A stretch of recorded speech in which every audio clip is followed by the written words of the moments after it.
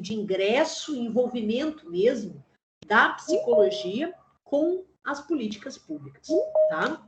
Tem momentos que eu vou falar da conferência, tem momentos que eu vou trazer o agora, eu vou e volto no tempo, mas é importante a gente situar que os fatos que a nossa autora, né, a Maria da Graça, coloca quando a psicologia entra nas políticas públicas, é através da análise das conferências nacionais, né, de psicologia e políticas públicas, tendo sido a primeira no ano de 2001, né, as conferências, o banco, né, que a gente vai explicar direitinho, né, o que é o Banco Social de Serviços em Psicologia, tá? Eu estou procurando minhas anotações. Bom, depois eu vou botar o slide. O Banco Social de Serviços em Psicologia, então ela se ancora na análise de 3 fenômenos, acontecimentos, projetos, enfim, que foram desenvolvidos pelo sistema de conselhos. Deixa eu só fechar a janela, pessoal, tá muita barulheira lá fora.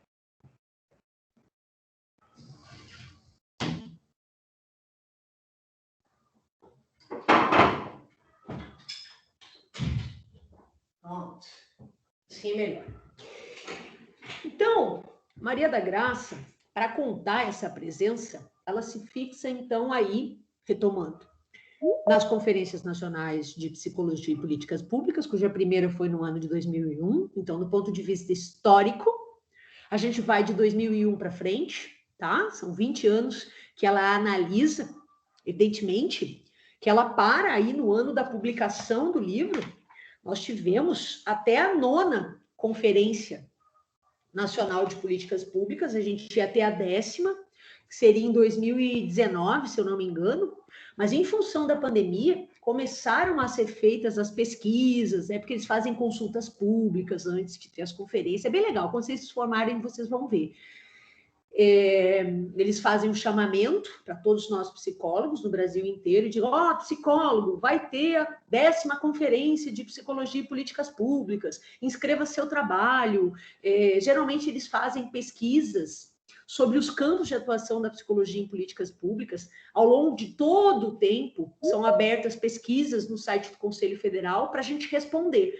Então, por exemplo, eu me lembro que ao longo da minha carreira eu respondi a 2 pesquisas já. Então, eles fazem assim, psicólogos do Brasil que trabalham, eu respondi a política da atuação em situação carcerária, quando eu trabalhava em presídios, foi feita uma pesquisa naquela época, são feitas pesquisas regularmente, tá? Mas eu respondi a uma como eu trabalhava no sistema prisional, e aí as perguntas, elas dizem respeito a como é o nosso fazer, desde estrutura física de trabalho, até quais são os manejos, os atendimentos, os serviços que a gente oferece, quais são as condições das unidades prisionais em que trabalhamos, se nós recebemos algum curso de formação para trabalhar no sistema prisional, se a gente tinha porte de arma, como foi feita a nossa preparação para o porte de arma. No caso, lá no Rio Grande do Sul, psicólogos e assistentes sociais têm porte de arma, né? A gente faz academia da SUSEP, da Superintendência de Serviços Penitenciários, 6 meses de curso na academia, onde a gente recebeu metade do salário, era uma bolsa,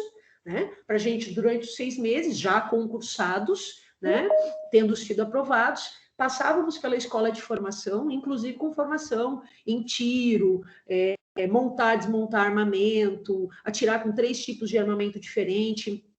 Mas, Karina, psicólogo lidava com armamento? Não, na nossa prática, diretamente não. Mas, gente, nosso trabalho se dava em unidades prisionais, não é uma creche, né? O armamento, ele é um instrumento de trabalho do profissional que está no campo da segurança pública. Evidentemente que os agentes, ou os penitenciários, ou os policiais que trabalham na rede ou na estrutura do presídio, tem no armamento um instrumento direto da sua atuação, considerando a função desses colegas, né? Mas nós, psicólogos e assistentes sociais, precisávamos saber manusear armamento, caso, em situação de emergência, nós precisássemos usar, certo? Então, a gente podia portar armamento, inclusive, se quiséssemos, né? Em função das nossas atribuições. Mas 90 e poucos % dos colegas não tinham armamento. Mas, em situação de emergência, a gente precisaria usar. Então, tinha que saber se o colega está lá, está acontecendo um motim, né? Seu colega da segurança te joga toma aí, um revólver. Você vai fazer, o que eu faço com isso? Você vai chorar? Não, você vai pegar o revólver e você vai saber lidar com aquele instrumento de trabalho, tá? Então, a gente precisava também passar por isso. Evidentemente que toda a nossa personalidade, a nossa conduta também era avaliada para a gente trabalhar naquele lugar, né? Evidente, teve uma colega que teve uma rejeição absoluta, né? Não conseguiu fazer a formação em tiro e tudo mais, e aí ela teve lá umas outras avaliações e ingressou na carreira, mas ela teve uma rejeição absurda. Então, nessa época, eu preenchi essa pesquisa que o Conselho Federal fez. Posteriormente, eu também preenchi uma pesquisa de atuação de psicólogos no âmbito jurídico, né? Falando em qual instituição eu trabalhava com psicologia jurídica, como era esse fazer. Então, regularmente, o Conselho Federal e os conselhos regionais por adesão, eles fazem essas perguntas, essas consultas públicas, para conhecer como é a nossa atuação e, consequentemente, com outros instrumentos, entender como é a nossa prática e produzir conteúdo teórico e técnico de como a gente trabalha nessas áreas, tá? Então, eu me formei em 2001, em janeiro de 2001, né? Bem no ano que começa a análise do nosso material.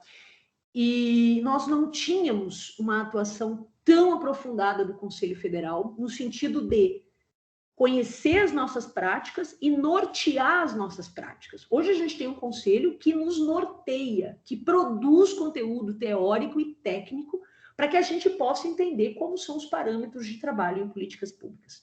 Tá? Vocês já deram uma passeada lá no site do CREPOP, devem ter visto muitas referências técnicas, né? No próprio site do Conselho Federal. E 90% do material, 90% não digo, mas 70% do material que a gente vai usar na disciplina é todo emanado do Conselho Federal ou dos conselhos regionais. Então, a nossa aula é totalmente emparelhada com que os nossos órgãos de categoria, inclusive o sindicato, né, falam sobre a nossa atuação nesse campo. Tá? Então, Maria da Graça analisou. Bom, eu vou ter que pegar algumas coisas para analisar a história da psicologia em políticas públicas desde que ela começou. Então, eu vou analisar essas conferências e tudo que foi trazido ao longo dos anos nas conferências.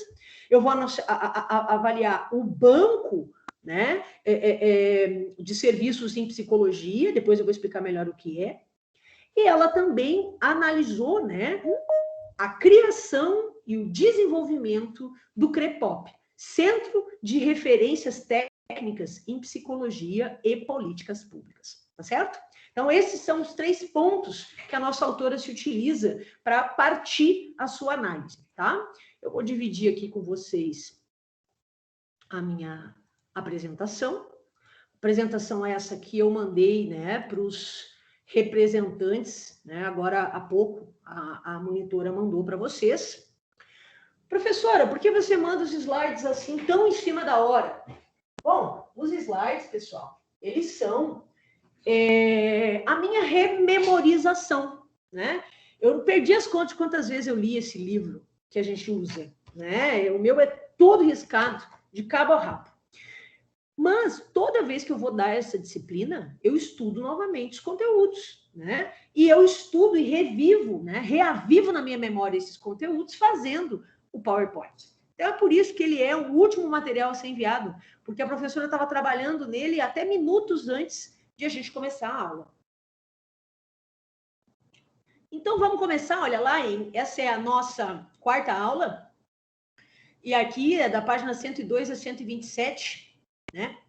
Antes a gente falava de uma ausência presente, quando a gente não estava formalmente nas políticas públicas, mas começou a se aproximar das pessoas indo para o território, e de uma presença ausente, quando a gente até estava em algumas instituições que ofereciam políticas sociais, mas a gente não estava com o posicionamento político, teórico e técnico que a gente tem hoje. A gente ainda estava a serviço do poder hegemônico.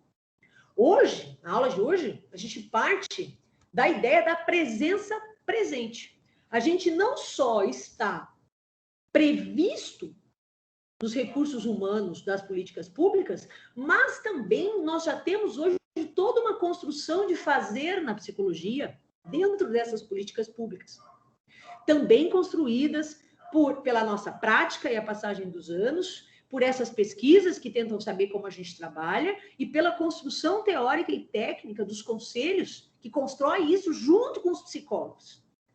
Então, hoje a gente está presente e presente mesmo. Isso não significa que não hajam psicólogos que trabalhem sem ter clareza dessas coisas que a gente vem discutindo e dialogando desde a primeira aula, né? Da luta de classes, dessa grande parcela da população que vai ficar à margem da sociedade, gerando a questão social que a gente chama, que é a pobreza, que é a exclusão, que são os elementos de vulnerabilidade, certo?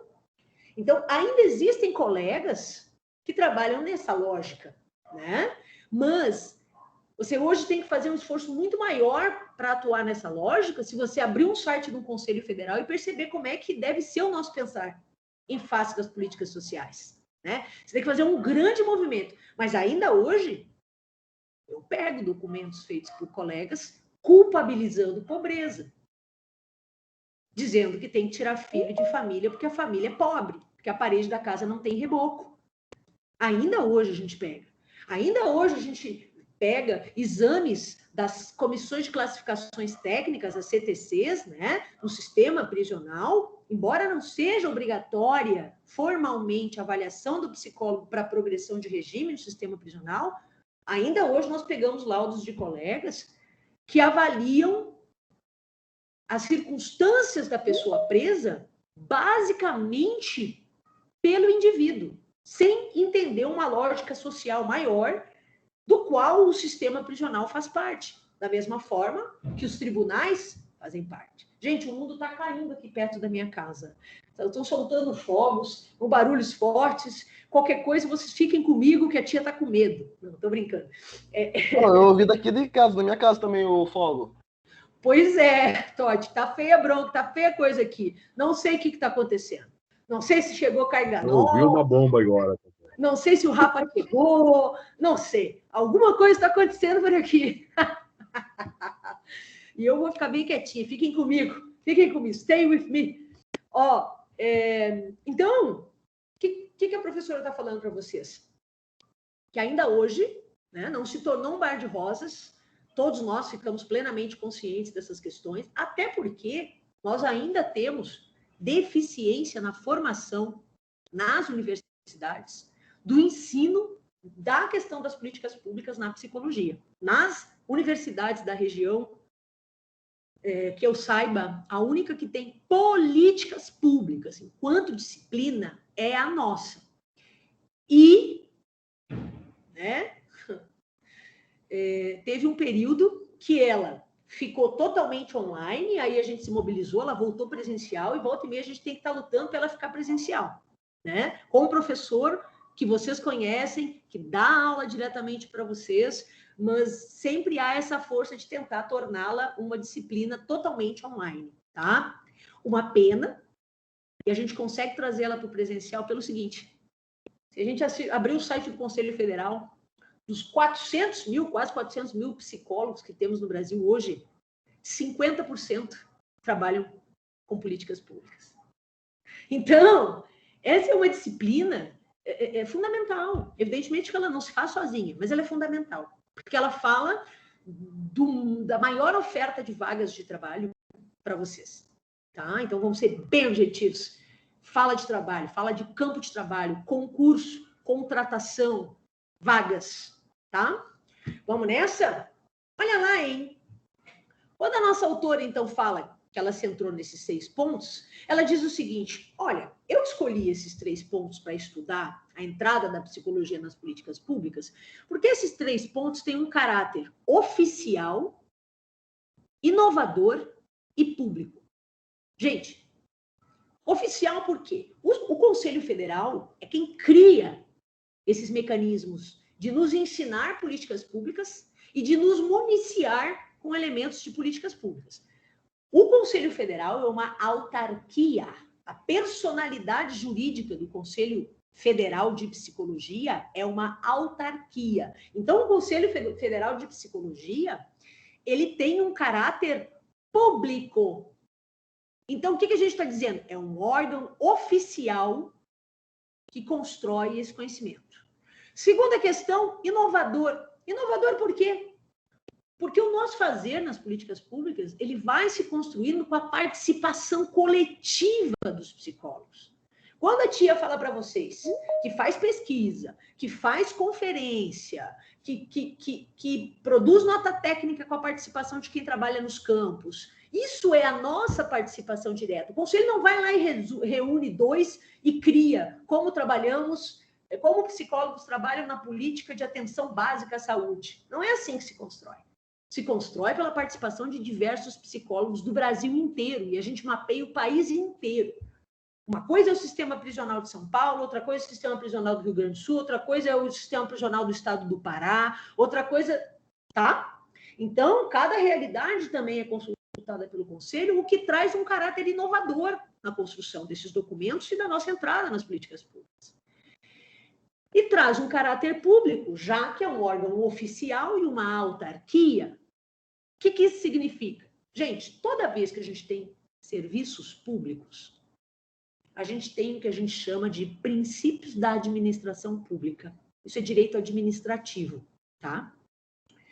Um dos princípios, os principais, né, os princípios fundamentais da administração pública, eu vou falar para vocês aí 4 ou 5. Legalidade, impessoalidade, publicidade,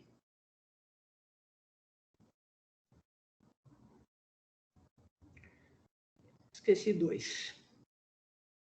Bom, tem 2 que eu esqueci aqui de cabeça. E tem muitos mais, são mais de 15 princípios da administração pública. Mas esses são os principais que eu tenho para falar para vocês. Legalidade. Toda vez que eu estou falando de um órgão que não é privado, aquela pessoa que age dentro daquele órgão, ela tem que agir conforme os princípios da legalidade. Ela só pode agir dentro da lei, tá? Imparcialidade quer dizer o seguinte, quando eu trabalhar em políticas públicas, eu preciso ser impessoal, certo? Eu não posso chamar minha família e dizer assim, galera, eu sou secretária municipal de assistência social, tá? E eu vou cadastrar toda a minha família para ser beneficiária do Bolsa Família. Pô, vocês concordam comigo que eu estou me valendo de uma prerrogativa do meu cargo público, né? Sou secretária, um cargo de nomeação do Poder Executivo. Ele escolhe o secretário. Se eu chamar minha família e vincular todo mundo para receber o Bolsa Família, eu não estou sendo impessoal. Eu estou sendo pessoal. Eu estou pegando uma coisa pública e eu estou dando para quem eu quero. Eu estou fazendo a gestão da coisa pública em função das minhas necessidades pessoais. Então, o agente público, ele não pode fazer isso. Nem vocês, quando estiverem trabalhando em políticas públicas. Então, quando a autora diz o seguinte, pensar política pública sobre esses 3 instrumentos da psicologia é se atentar para um caráter público, de transparência. A gente precisa construir as políticas, a gente precisa mostrar para todo mundo e divulgar, para que todos possam ter acesso. Eu não vou produzir como é o conhecimento da psicologia trabalhando na política de assistência social, só para mim e para os meus amigos psicólogos, para os outros psicólogos que eu quero que eles se ralem. Aí os meus, eu vou ensinar as coisas que eu descobri, eu vou falar de como se trabalha na área, mas eu não vou publicizar. Eu não vou tornar acessível para todos. Certo? Então, quando eu analiso a nossa inserção nas políticas públicas, analisando os seminários, o banco e o CREPOP, eu estou agindo conforme os princípios da transparência e da publicidade. Porque tudo que a gente cria nesse campo, a gente publiciza para todos os psicólogos. E mais, todo mundo pode entrar lá e acessar qualquer cidadão, na verdade. Né? Ok? Alguém quer falar? Vitor Lobato, seu microfone abriu. Você quer falar? Tá. Ó, então é importante que vocês entendam isso, tá? Ele é oficial, inovador e público. Ficou claro?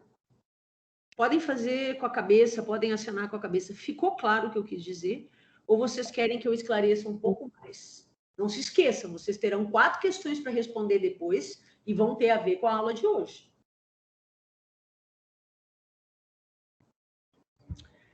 Moralidade. Pode falar.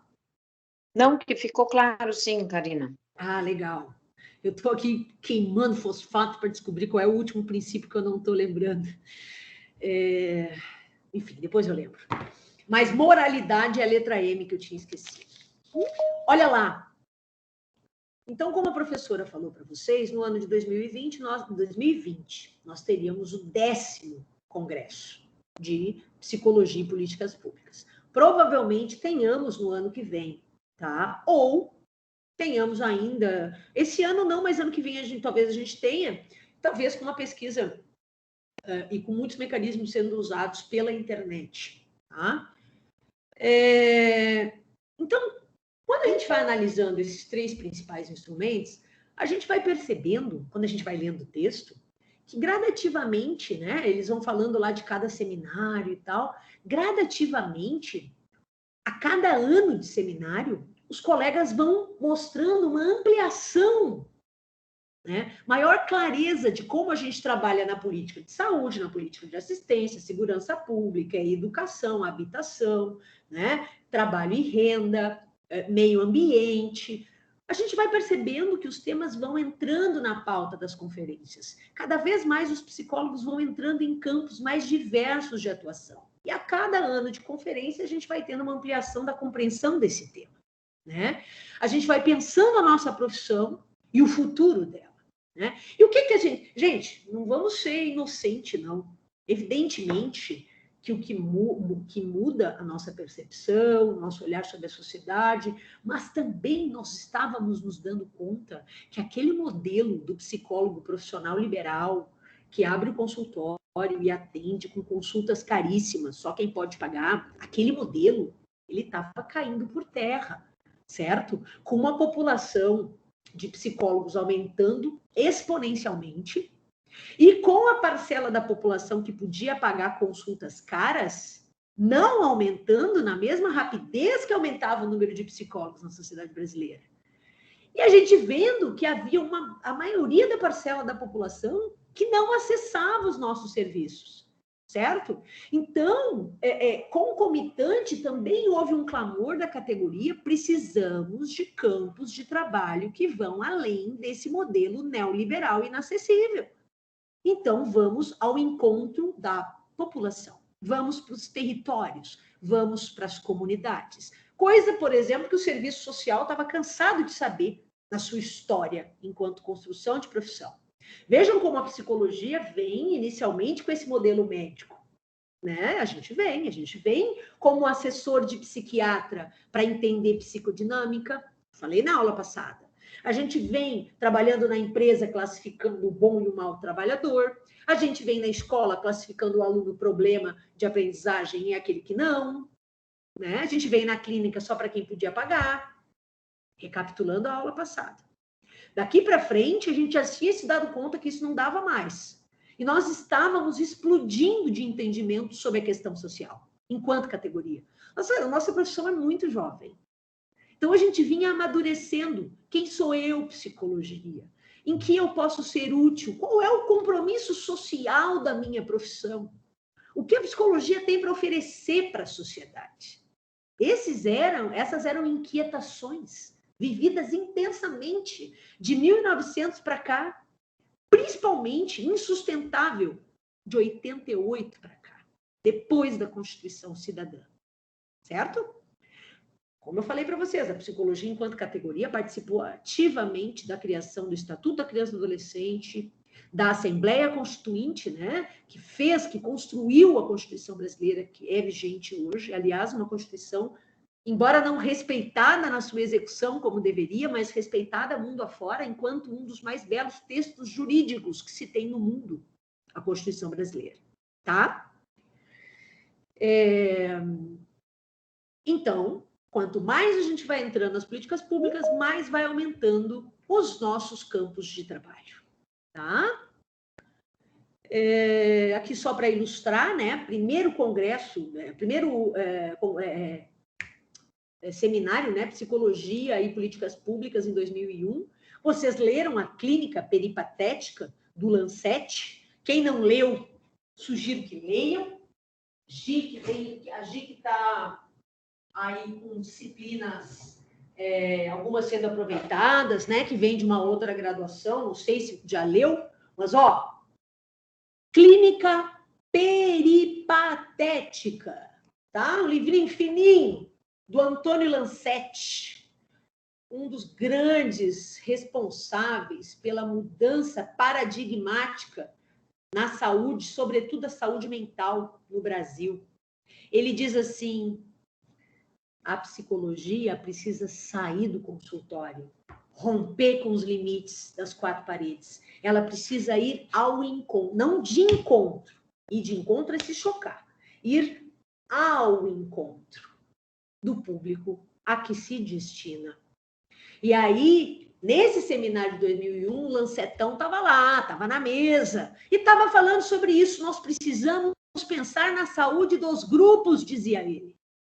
Nós precisamos entender a coletividade e trabalhar subjetividade nas coletividades. Até porque trabalhar subjetividade é coisa de psicólogos. Então, nós precisamos achar o nosso fazer, não só com o olho no indivíduo, mas entender que todo indivíduo influencia na sociedade e é por ela influenciado. O que quer dizer isso? A nossa própria personalidade, a nossa identidade, a nossa autorreferência se constrói também por grande influência dos aspectos objetivos do meio aonde a gente vive, da família que a gente se desenvolve, da comunidade em que a gente cresce, das ideologias que vão nos entrecortando ao longo da vida, tá? Vou dar um exemplo para vocês rapidão. Vocês sabem que a professora é gaúcha, mora há 14 anos no estado de São Paulo. No inverno desse ano eu fui para o Rio Grande. Eu nunca fiquei tão decepcionada. Talvez a minha visão seja outra. Não sei, estou dividindo com vocês. Talvez o estado de onde eu venho esteja diferente. Talvez as duas coisas, o que é mais provável. Mas eu me senti muito mal com os posicionamentos, sobretudo os posicionamentos políticos, né? De algumas pessoas que eu no passado enxergava com uns olhos e que hoje, em face desse momento que a gente vive, eu enxergo de outro. Né? O racismo, o preconceito com pessoas que vêm de outras regiões, né? Isso me machucou muito. Então, mudou a pessoa, Karina, ou mudou o meio? Ou será que não mudaram todos? Eu aposto mais nessa segunda possibilidade. Tá certo? Ok? Vamos adiante, então. Então, no que se refere à política de saúde, o Lancet, lá em 2001, já disse: vamos sair desse atendimento individual, tentando classificar a pessoa dentro do CID ou do DSM e prescrevendo, botando um carimbo de psicopatologia, encerrando ela nesse ambiente segregado da sociedade, apartado da convivência social. Ele diz: para com isso, a clínica tem que ser peripatética, ela tem que ir para a rua. Se a gente tiver que atender o sujeito dando uma caminhada numa praça, é assim que a gente vai fazer para alcançá-lo. Saúde mental, a gente promove em qualquer lugar que a gente se proponha a promover, dizia o Lancet. Concordam comigo que rompe com aquela lógica, né, da psiquiatria segregativa, da psicologia clínica segregativa, que analisava o sujeito só em relação a ele mesmo e ao potencial, que não olhava, né, de onde ele vem, como se construiu essa subjetividade? Eu estou falando de uma mulher branca, de uma mulher preta, de uma mulher hétero, de uma mulher lésbica, de uma mulher pobre, de uma mulher rica, de uma mulher brasileira, de uma mulher japonesa. Olha quanta mulher aí. E mesmo que vivessem no mesmo território, no mesmo país, com características idênticas, seriam diferentes. Então, eu tenho uma parcela, a gente fala de biopsicossocial, né? Eu tenho uma parcela que é individual, mas uma grande parcela que antes era ignorada, que diz respeito ao meio, à sociedade e à história que constituiu aquele sujeito. Nós somos sócio-históricos, certo? Psicologia social brasileira, psicologia sócio-histórica. da professora Silvia Lane, da professora Ana Bock, do Pedrinho Guareschi, essa galera toda, né? Que ainda está aí produzindo, estão entre nós, né? Sempre que a gente puder, vamos assistir conferência dessas pessoas. Daqui a algum tempo, pelo curso natural da vida, eles não estarão mais conosco. Vamos beber dessas fontes enquanto elas estão. Não sei se você se lembra, não deve se lembrar, mas eu assistindo a Ana Bock falar, eu estava assim, ó. Eu chegava a ter que segurar meu queixo enquanto ela falava. Acendi até uma vela para ela. E quando esses grandes pensadores falam, a gente, por sabedoria, escuta, né? Porque é lindo demais, né? É apaixonante. Eu adoro o jeito que ela fala, eu acho que ela fala para ser entendida, isso eu acho maravilhoso. É um desafio, né? Tá bom, daí o Lancet chegou lá e falou assim, com relação à saúde, né? Que a gente precisava parar de olhar só para o individual, parar de ficar encerrado nos nossos consultórios, ir para a rua, ir ao encontro das pessoas, né? No que se refere à educação, a gente vinha também de um modelo centrado na culpabilização do aluno, no foco no fracasso na aprendizagem, na busca de adaptar aquele aluno a um sistema que reproduzia currículos, que não tinha margem para criação, para refletir, para pensar quem sou eu, qual o papel da educação na minha vida, o que está aqui nessa sala de aula vai ter influência no meu futuro. Que futuro, dona? Certo? Que futuro? Eu já sou aí, ó, eu falto, eu não vou, eu sou um aluno problema mesmo. Que futuro que a senhora quer para mim, né? Então, esse era o modelo posto na época. Esse conceito liberal, aquele que está apto para o trabalho, ok. O que não está, não podemos perder tempo nem dinheiro com você. E aí a psicologia nesse tempo diz assim, pare com isso. Direitos sociais. É investimento, não é despesa. Grande batalha é que se faça entender, né, principalmente nos modelos neoliberais, que política pública social não é despesa, é investimento no nosso patrimônio humano, certo? Mas na hora de fazer orçamento, os chefes do executivo, de uma forma geral, não costumam pensar assim, em sua grande maioria, né? Políticas sociais é gastar dinheiro com vagabundo. A gente escuta isso, né? O que é um grande absurdo. E aí a gente gosta das nações que têm políticas sociais robustas, né? Que promovem ali o estado de bem-estar social. A gente olha, nossa, como o Canadá as coisas funcionam, até meio um povo educado, né? Quer dizer, a nossa síndrome de vira-lata. E a gente não olha que em muitas dessas nações o que a gente tem é um amplo amparo para que a maior parte possível da população possa ter acesso a bens, não só bens materiais, mas acesso a políticas públicas, serviços que possam promover o bem viver. Uma vida com melhor qualidade, dignidade, cidadania, princípios da democracia. Por que a gente fica tão louco com isso que está acontecendo agora no momento político do Brasil? Porque ameaça toda uma estrutura que levou tempo para ser construída no Brasil. Se ela ruir, todos pagaremos muito caro. E as pessoas que estão gritando para que ela acabe ruindo não vão apresentar alternativas melhores. Essa é a grande questão. Nós vamos ficar num mato sem cachorro, tá? Beleza? Independente se é o azul, amarelo, vermelho ou verde, não me importa, né? Falando de democracia, democracia é maior que partido, é muito maior, tá? Bom, aí a nossa autora diz o seguinte: precisamos levar em conta a legitimidade subjetiva. O que ela quer dizer com isso? Levar em consideração as subjetividades envolvidas na hora que eu vou formular, que eu vou criar, que eu vou escrever lá a política pública, certo?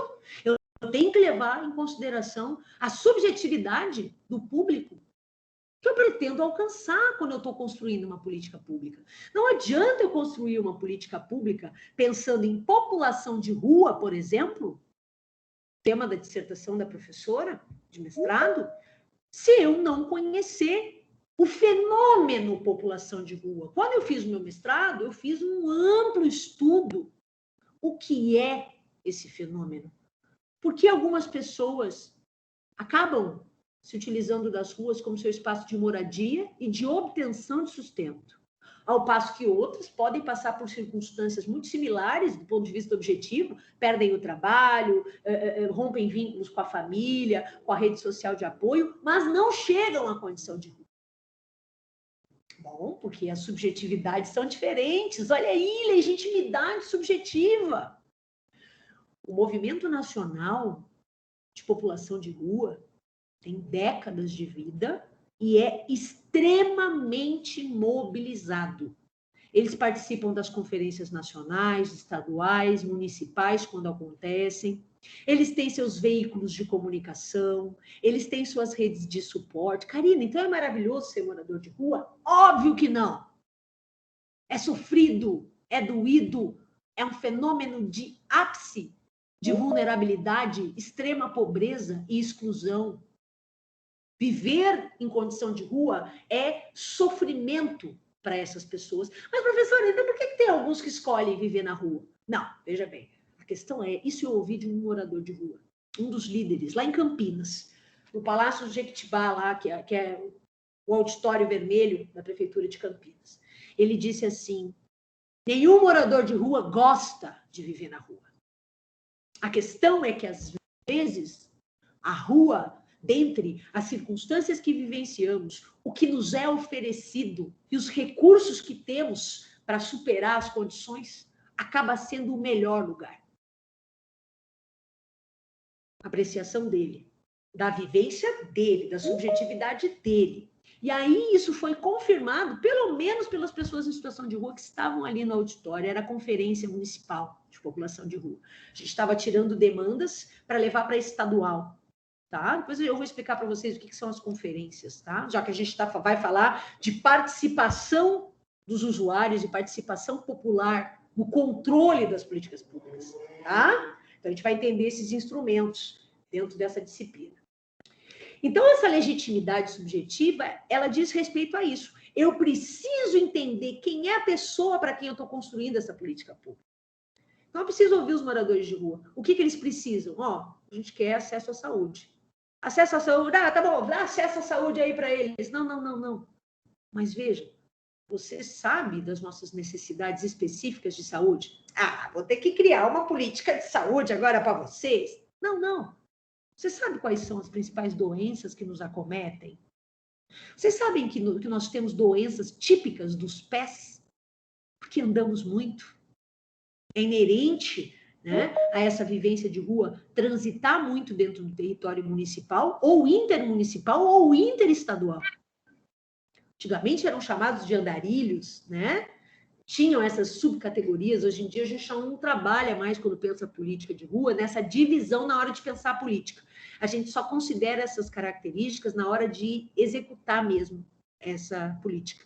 Daí você vai ver quem é o cara que está só passando pela cidade, porque ele quer chegar numa outra cidade, porque lá ele vai ter um serviço diferente daquele que é munícipe, que vem de uma relação familiar e social vulnerável, rompe os seus vínculos, né? Vamos dizer que ele tenha também um uso de drogas problemático, que acabe agravando a vulnerabilidade, certo? Eu preciso conhecer essas caras e essas mulheres para que eu possa construir política pública para eles.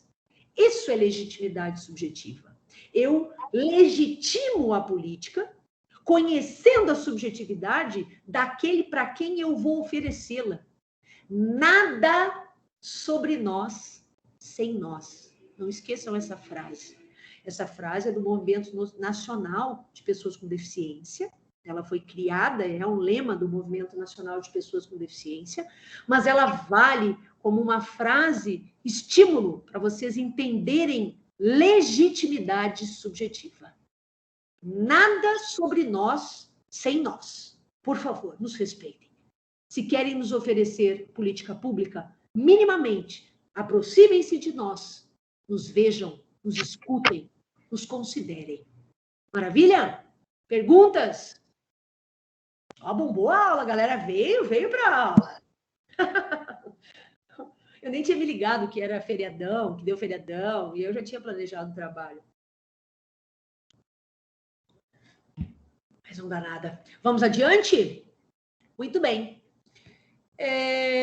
Então, o que a gente tem de uma forma geral, né? A gente tem uma mudança nessa lógica da psicologia individualista, patologizadora. Não, morador de rua, geralmente eles têm transtorno de uso problemático de múltiplas substâncias, conforme o CID.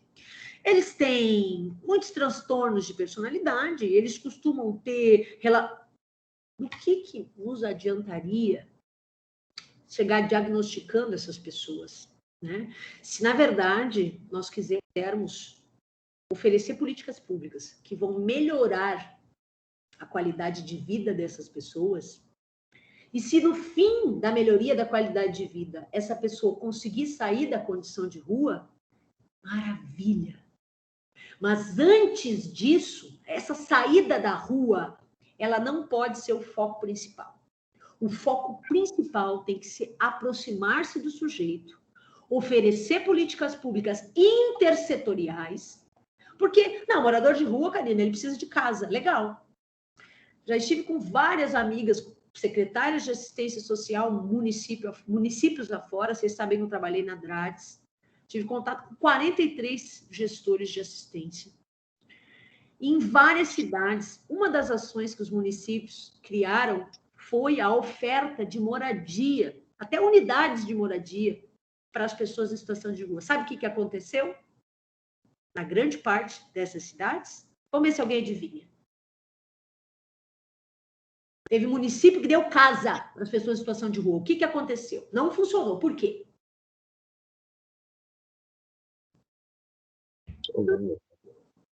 Alguém se arrisca?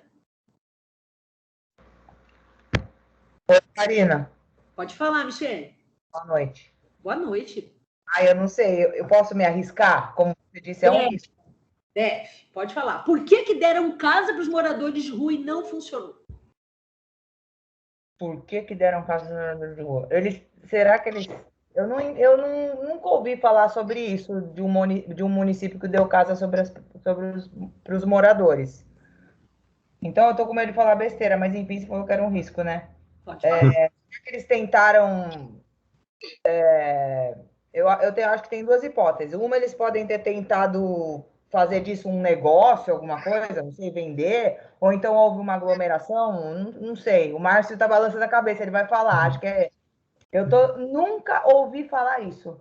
É por aí, Mi, é por aí. É por aí, você está no caminho certo. Pode falar, Márcio. O Márcio fala. Eu lembro do exemplo da tentativa que foi feita em São Paulo, quando o Fernando Haddad era prefeito, junto à Cracolândia. Algumas unidades ali que foram transformadas, foram reformadas em prédios antigos, né? Mas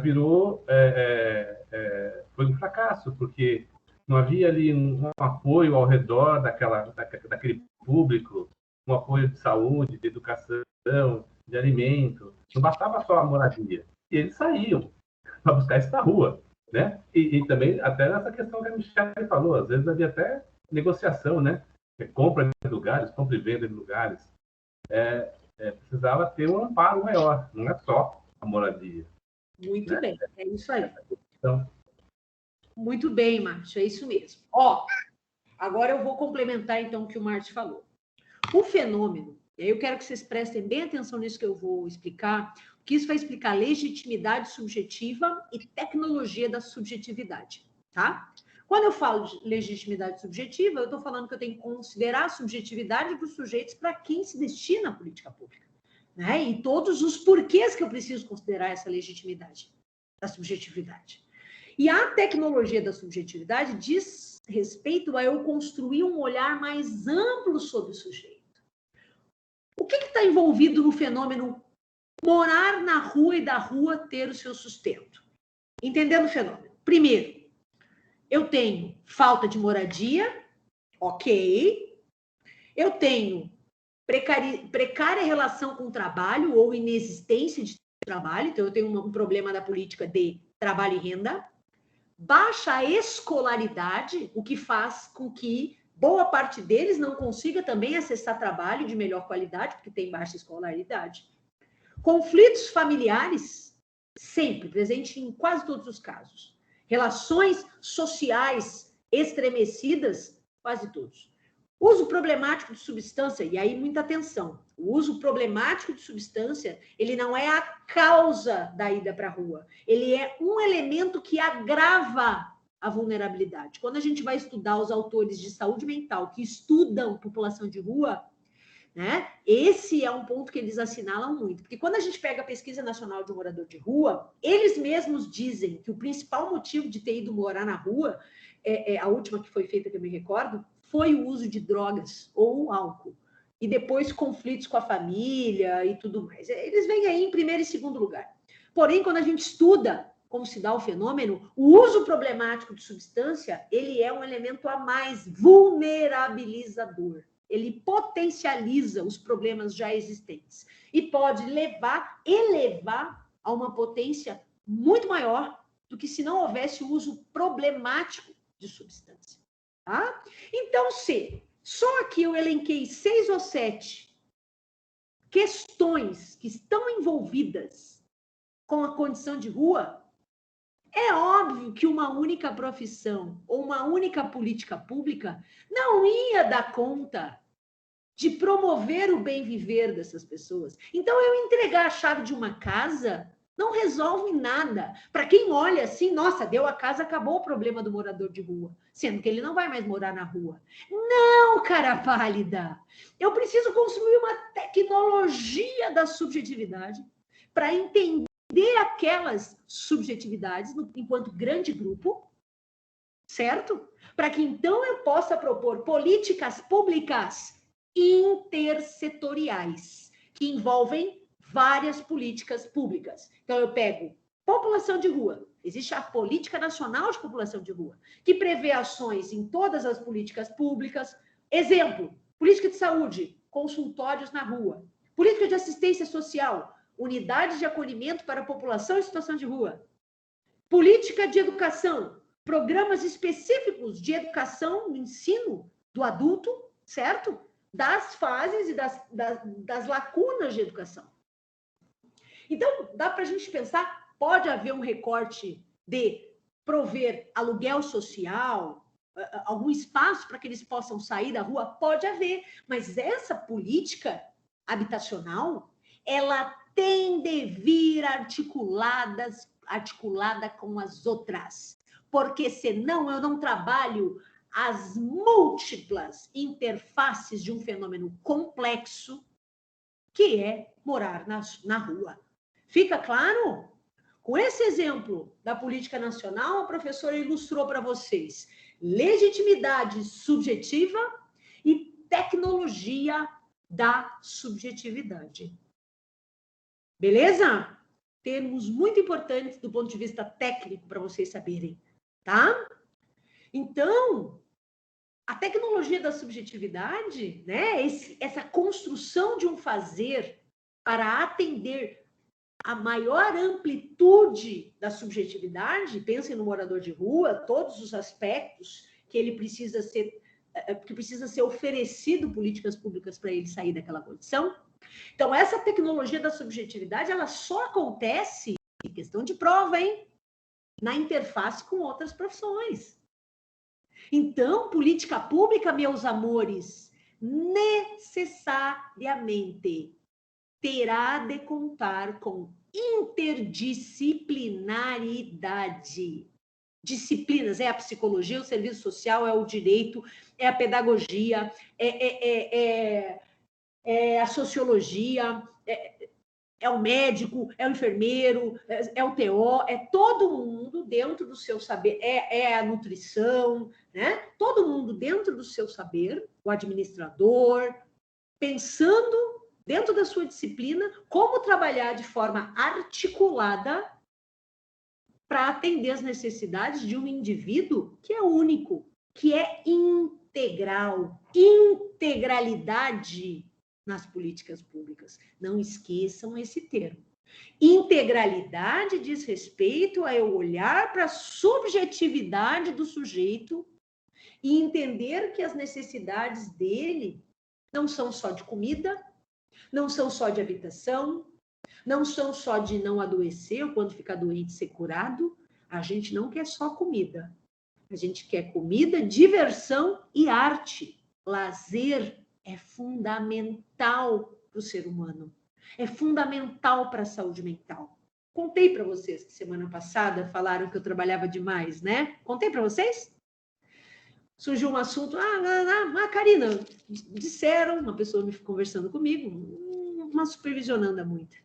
Determinada pessoa falou que você, também, a Karina trabalha demais. E sabe o que eu disse? Aí eu disse assim, o que você disse? Eu disse que você trabalha demais, mas que você também descansa demais. Eu disse, muito bem, eu trabalho demais. Tenho o privilégio de trabalhar só com o que eu amo.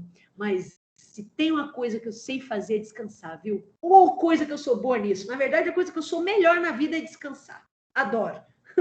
Porque a gente precisa. A gente precisa de lazer. A gente precisa do ócio produtivo ou do ócio improdutivo que seja, tá? É fundamental para a nossa saúde mental a gente conseguir arrefecer, ligar a ventoinha, desconectar um pouco, certo? Maravilha? Então, as políticas de lazer, esporte, cultura, são sempre relegadas a segundo plano, né? Se sobrar orçamento, a gente coloca dinheiro aqui. Grande erro. Grande erro, tá? Beleza, meus amores? Então, deixa eu ver, tem alguém no lobby? Não, não tem. Perguntas até aqui? Nada?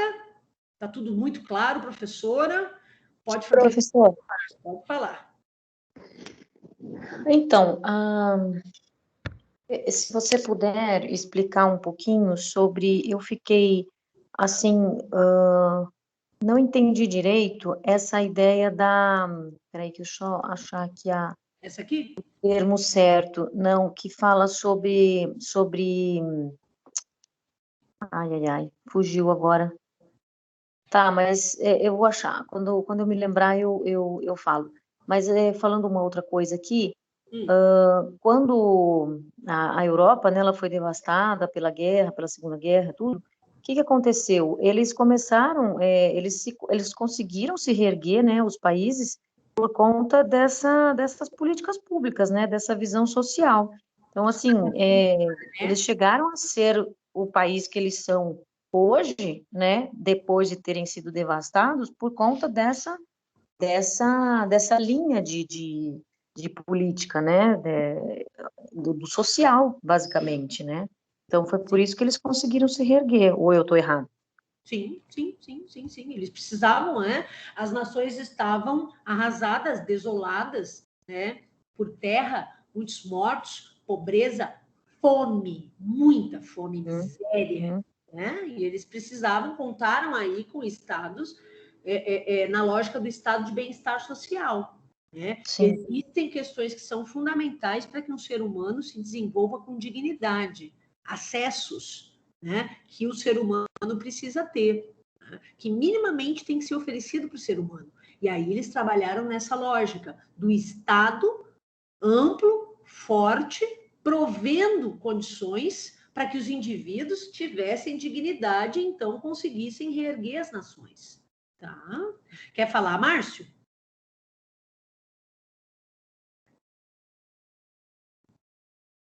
Tá fechado seu microfone, Márcio.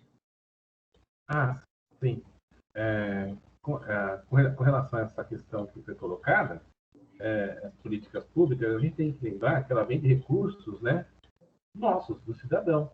Né? Nós pagamos nossos tributos, nossos impostos, e nossas contribuições, nossas taxas, né? E muitas vezes, na própria Constituição ou nas leis, nós nos afastamos desses assuntos, porque eles parecem ser ásperos, né? A forma de distribuição, como se faz um orçamento, e isso é fundamental, porque essas políticas públicas são financiadas por esses recursos, né? Então, a Europa, por exemplo, conforme foi dito pela Isabel, ela contou com recursos de fora, até mesmo dos Estados Unidos, né, que investiu muito ali, né, eles tinham interesse. Então, precisamos de recursos. E os recursos vêm do sacrifício nosso, né, de pagar impostos. E por isso que é importante a transparência, a participação, né, exigir sim a nossa nota fiscal. Só que o nosso sistema está muito mal distribuído, né? E quem paga mais impostos são os mais pobres. Né? É uma forma muito injusta. Os ricos mesmo, eles têm recursos, entram em defesas, né? Pagam o mínimo possível. Então, além da gente necessitar de política pública, o custo dessa política pública recai sobre os pobres aqui no Brasil. E isso dificulta tudo. Por isso que a gente fala em taxar, né, uma porcentagem diferente para as grandes fortunas, né? Exatamente. Quem mais contribui mais, né? É a reforma Só que a nossa Constituição, nessa parte, a nossa Constituição, ela prevê lá no imposto sobre grandes fortunas, mas ninguém aplica. Né? Quem faz as leis é o poder econômico. O poder econômico não tem interesse em taxar a si mesmo. Ele repassa o máximo para o trabalhador, para o pequeno empresário, né? Para aquele profissional liberal. Então, esses conceitos na nossa Constituição precisam ser melhor trabalhados, sabe? Para financiar as políticas públicas. Sim. Tá, eu vou pegar essa deixa do orçamento e eu vou reforçar isso. Vejam, não existe política pública sem que se reserve orçamento. O que isso significa? Por mais que a gente arrecade, que os estados arrecadem, os municípios arrecadem, a União arrecade, para que as ações entrem na agenda dos políticos, para que eles tragam as necessidades e transformem isso em política pública, a gente precisa se manifestar, participar, dizer o que queremos que aconteça. Lá em Porto Alegre, há muitos anos, se faz uma coisa chamada orçamento participativo. A primeira cidade do Brasil a fazer o orçamento participativo, isso há muitos, muitos anos atrás. Eu morava lá, eu era criança, quando começou a surgir o orçamento participativo em Porto Alegre. Como é que se dá o orçamento participativo? Dividido por bairros, tá? As pessoas que moram nos bairros vão às assembleias para votar naquilo que entendem como sendo necessidade do seu território. Essas propostas, com que eu quero que gaste o dinheiro, elas depois são juntadas numa grande assembleia de orçamento, onde então é apresentado para a Prefeitura de Porto Alegre quais foram os principais apontamentos dos munícipes para que o prefeito contemple nas suas políticas públicas, pautado nas necessidades do povo. A gente estava falando agora mesmo de legitimidade subjetiva. Então, quando a gente fala em orçamento participativo, a gente também está falando de legitimidade subjetiva. Então, além de votar o que a gente quer que o político faça, a gente tem que controlar e fiscalizar se ele está fazendo corretamente. Certo? A gente precisa participar dos conselhos que respondem e defendem as políticas públicas. Recentemente, tivemos conferência municipal de assistência social na nossa cidade. Foi semana retrasada, se eu não me engano, foi dia 20 e poucos de agosto, 26, eu acho. Tá? Então, nessas conferências, tudo que é da política de assistência é votado, é trazido pela população, trazido pelas as entidades sociais da cidade, para tentar botar na pauta, para levar para a agenda da política de assistência social. Mas, para isso, o político tem de ter reservado o orçamento, dinheiro. Eu vou dar tantos por cento do orçamento para a política de assistência social, tantos por cento para a saúde, tantos por cento para a educação, tantos por cento. Sem dinheiro não se faz nada. Sem dinheiro, a gente só bate nas costas do trabalhador e diz assim, faça o seu melhor, professor. Porque a gente sabe que, como disse o governador, né? A gente sabe que o professor trabalha, ele aceita não receber muito. Que lindo, que louvável. Tá? Ok? Maravilha, vamos adiante. Eu estou preocupada em não conseguir dar conta do conteúdo antes de entregar vocês para a atividade, tá? Mi, eu já vou passar para você, tá? Deixa eu só falar sobre isso aqui, tá? Tá. Ao longo dos anos, os seminários nacionais de políticas públicas, né? Algumas coisas ficaram muito firmes para os psicólogos enquanto categoria. Primeiro, a gente entendia que política pública são de total responsabilidade do Estado, poder público, política pública, poder público. Mas, Karina, e as entidades, e as organizações sociais, e as igrejas que têm a sua função social? Sempre complementar naquilo que couber. A responsabilidade de oferecer política pública é do Estado. É bem como o Márcio falou, pagamos impostos, somos cidadãos, moramos naquele país, naquele estado, naquele município. O Estado tem de prover. É direito meu. Ainda mais uma nação, uma das que mais paga impostos no mundo, que é a nação brasileira. Ainda com os pobres pagando uma porcentagem maior do que os ricos, tá? Então, é o Estado que tem que oferecer política pública. A sociedade civil organizada, as organizações sociais, né, as instituições religiosas, é óbvio que elas podem oferecer, é óbvio, né? Mas complementar, a prioridade é do poder público. Então, se eu tenho um município que não tem psicólogo na rede de saúde mental para atender as pessoas individualmente, eu pego, enquanto secretária de saúde, encaminho todo mundo, porque abriu um serviço novo de clínica escola na Anhanguera, e eu atocho aquele serviço com 500 pessoas, toda a demanda represada que o município, que tem a responsabilidade de atender, não atende, ele estoura nas costas da instituição privada, porque tem um espaço onde os estudantes estão sendo acompanhados por supervisores e oferece esse serviço gratuito na função social da universidade também. As universidades têm a sua responsabilidade social. E eu me utilizo dessa via e vou empurrando com a barriga uma política pública de saúde mental que não tem psicólogo para atender como deveria. Tá? Então, primeira coisa, nunca esqueçam, política pública é de responsabilidade absoluta do Estado. Controle social é fundamental. Controle social se faz através da nossa participação nesses espaços que eu falei. Assim, quem aí, só uma pergunta só para ficar no ar. Quem aí já foi numa sessão da Câmara, onde estavam votando projetos e prioridades? Certo? Pouquíssimos de nós já foram. Tá? E outra coisa, quem foi numa conferência municipal de saúde, assistência, educação, habitação, tudo, mesmo que a gente não se utilize daquela política? Quem já foi? Tá? Pergunta para ficar no ar também. Né? Controle social se dá dessa forma também. Tá? Da nossa participação, do nosso olhar, do nosso acompanhamento sobre aquilo que o poder público faz ou deixa de fazer. Pois bem? Outra coisa, nós, enquanto categoria, devemos participar das instâncias de controle social. O Conselho Regional de Psicologia tem de estar presente, né, nas conferências municipais, estaduais, nacionais de políticas públicas. Política da infância e juventude. Professora, como assim política da infância e juventude? Vamos voltar para a população de rua. Lembra que eu falei para vocês a política de população de rua era intersetorial? Não, então tá. Lembra quando eu falei para vocês, né, que quando eu vou construir uma tecnologia ali da subjetividade, eu preciso entender quem é a pessoa para quem se destina a minha política? E aí a gente começa a olhar os moradores de rua, as pessoas em situação de rua, e começa a ver que o problema não é só não ter casa, são várias outras coisas. Lembram disso? Pois bem, quando eu tenho uma criança, pense numa criança, ela tem necessidades na política de educação, na política de saúde, na política de assistência social, na política de lazer, esporte, cultura, mobilidade social, enfim. Ela tem direitos e necessidades em diversas políticas públicas.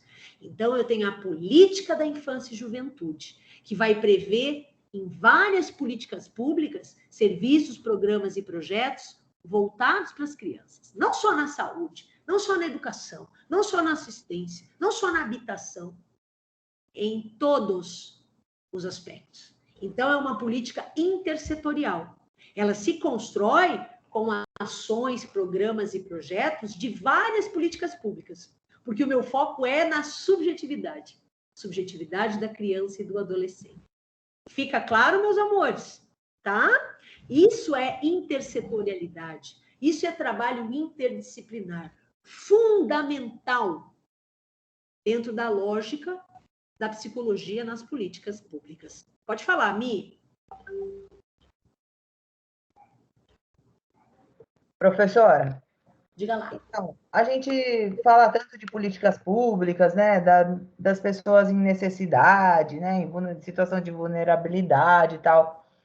Como é que fica? Porque eu morava em Atibaia, né? Antes de vir para cá. Eu vim Conheço para cá bem. há 3 anos. Eu moro em Santa Maria da Serra. Isso acontece aqui também. Nós temos os projetos lá do CDHU, tem o Minha Casa Minha Vida, que acho que é por sorteio, né? Que a pessoa paga direito à moradia, não é, professora? Sim, sim, sim, sim. Só que lá, tanto em Atibaia, mais em Atibaia, que é uma população de 120 mil habitantes, né, do que aqui. Aqui também, eu acho que é a mesma proporção, que aqui tem somente 6 mil habitantes. As pessoas, professora, elas fazem mau uso também das políticas públicas, porque eu já vi muito aqui, vejo aqui, e em Atibaia muito mais, pessoas que ganharam a casa da Minha Casa Minha Vida por sorteio, tal, que estavam precisando muito, né, que não estavam em situação, você passa por uma entrevista. Inclusive, uma vez até eu fui, porque eu estava numa situação assim, né, não de vulnerabilidade total, mas eu me encaixava nos critérios para estar concorrendo a uma casa, por exemplo, porque tinha 2 filhos, mãe solteira, tal, e não tinha renda, emprego, essas coisas. E aí eu participei do sorteio, mas eu não ganhei, mas uma amiga minha ganhou a casa. E essa amiga minha acabou alugando a casa assim que foi entregue. E quando você procura eu estava procurando casa para alugar em Atibaia, que eu fui morar em janeiro lá para lá, fiquei só um mês e voltei, que eu não acostumei mais. Aí eu vi muitas casas, professora, para alugar, muito apartamento, né, do CDHU, para alugar e inclusive para vender, porque eles fazem aqueles contratinhos de gaveta, né? Então, é complicado, né, professora, falar né, porque a gente tem direitos de responsabilidade do Estado, tudo isso, mas esse mau uso também não é legal, né? Maravilha. Bom, a sua observação abre espaço para eu poder fazer algumas colocações. Bem pertinente que você colocou. Conheço bem Atibaia, eu supervisionava lá também. Passei por vários secretários nos anos que eu trabalhei lá, inclusive uma amiga minha foi secretária há muitos anos lá. O que acontece? Da mesma forma que, ao entregar para uma pessoa em situação de rua uma casa, se eu não trabalhar os outros aspectos, ela vai vender, alugar, habitar de uma forma desordenada, né? Se eu entregar para uma população vulnerável do ponto de vista da habitação uma casa, a chance de ela alugar, até porque, veja, quando ela aluga, é para ter uma complementação de renda. Isso me mostra que falta a possibilidade de subsistência. Então, a grande maioria aluga para poder ter uma renda. O que eu quero dizer com isso? Está certo? Claro que não. A habitação é para que as pessoas habitem, né? Porém, eu preciso fazer todo um trabalho com essas famílias. Um trabalho que antecede a entrada no imóvel, um trabalho que sucede a entrada no imóvel e que acompanha essa população nesses territórios, porque quando ele não é vendido, aqui em Piracicaba acontece muito, o tráfico toma o prédio inteiro e as pessoas são obrigadas a sair. Isso acontece assim aqui, ó. E sim, as pessoas fazem contrato de gaveta, vendem para um, vendem para outro, quando vê já nem lembra mais quem comprou. E isso se dá também por uma política habitacional ineficaz, porque não é só catar o imóvel e entregar. Eu preciso trabalhar essa população para ela entender o significado simbólico daquele lar, o significado simbólico de você ter um teto, o quanto isso traz menos vulnerabilidade, maior segurança, impacta inclusive no crescimento dos filhos, Exatamente. Né?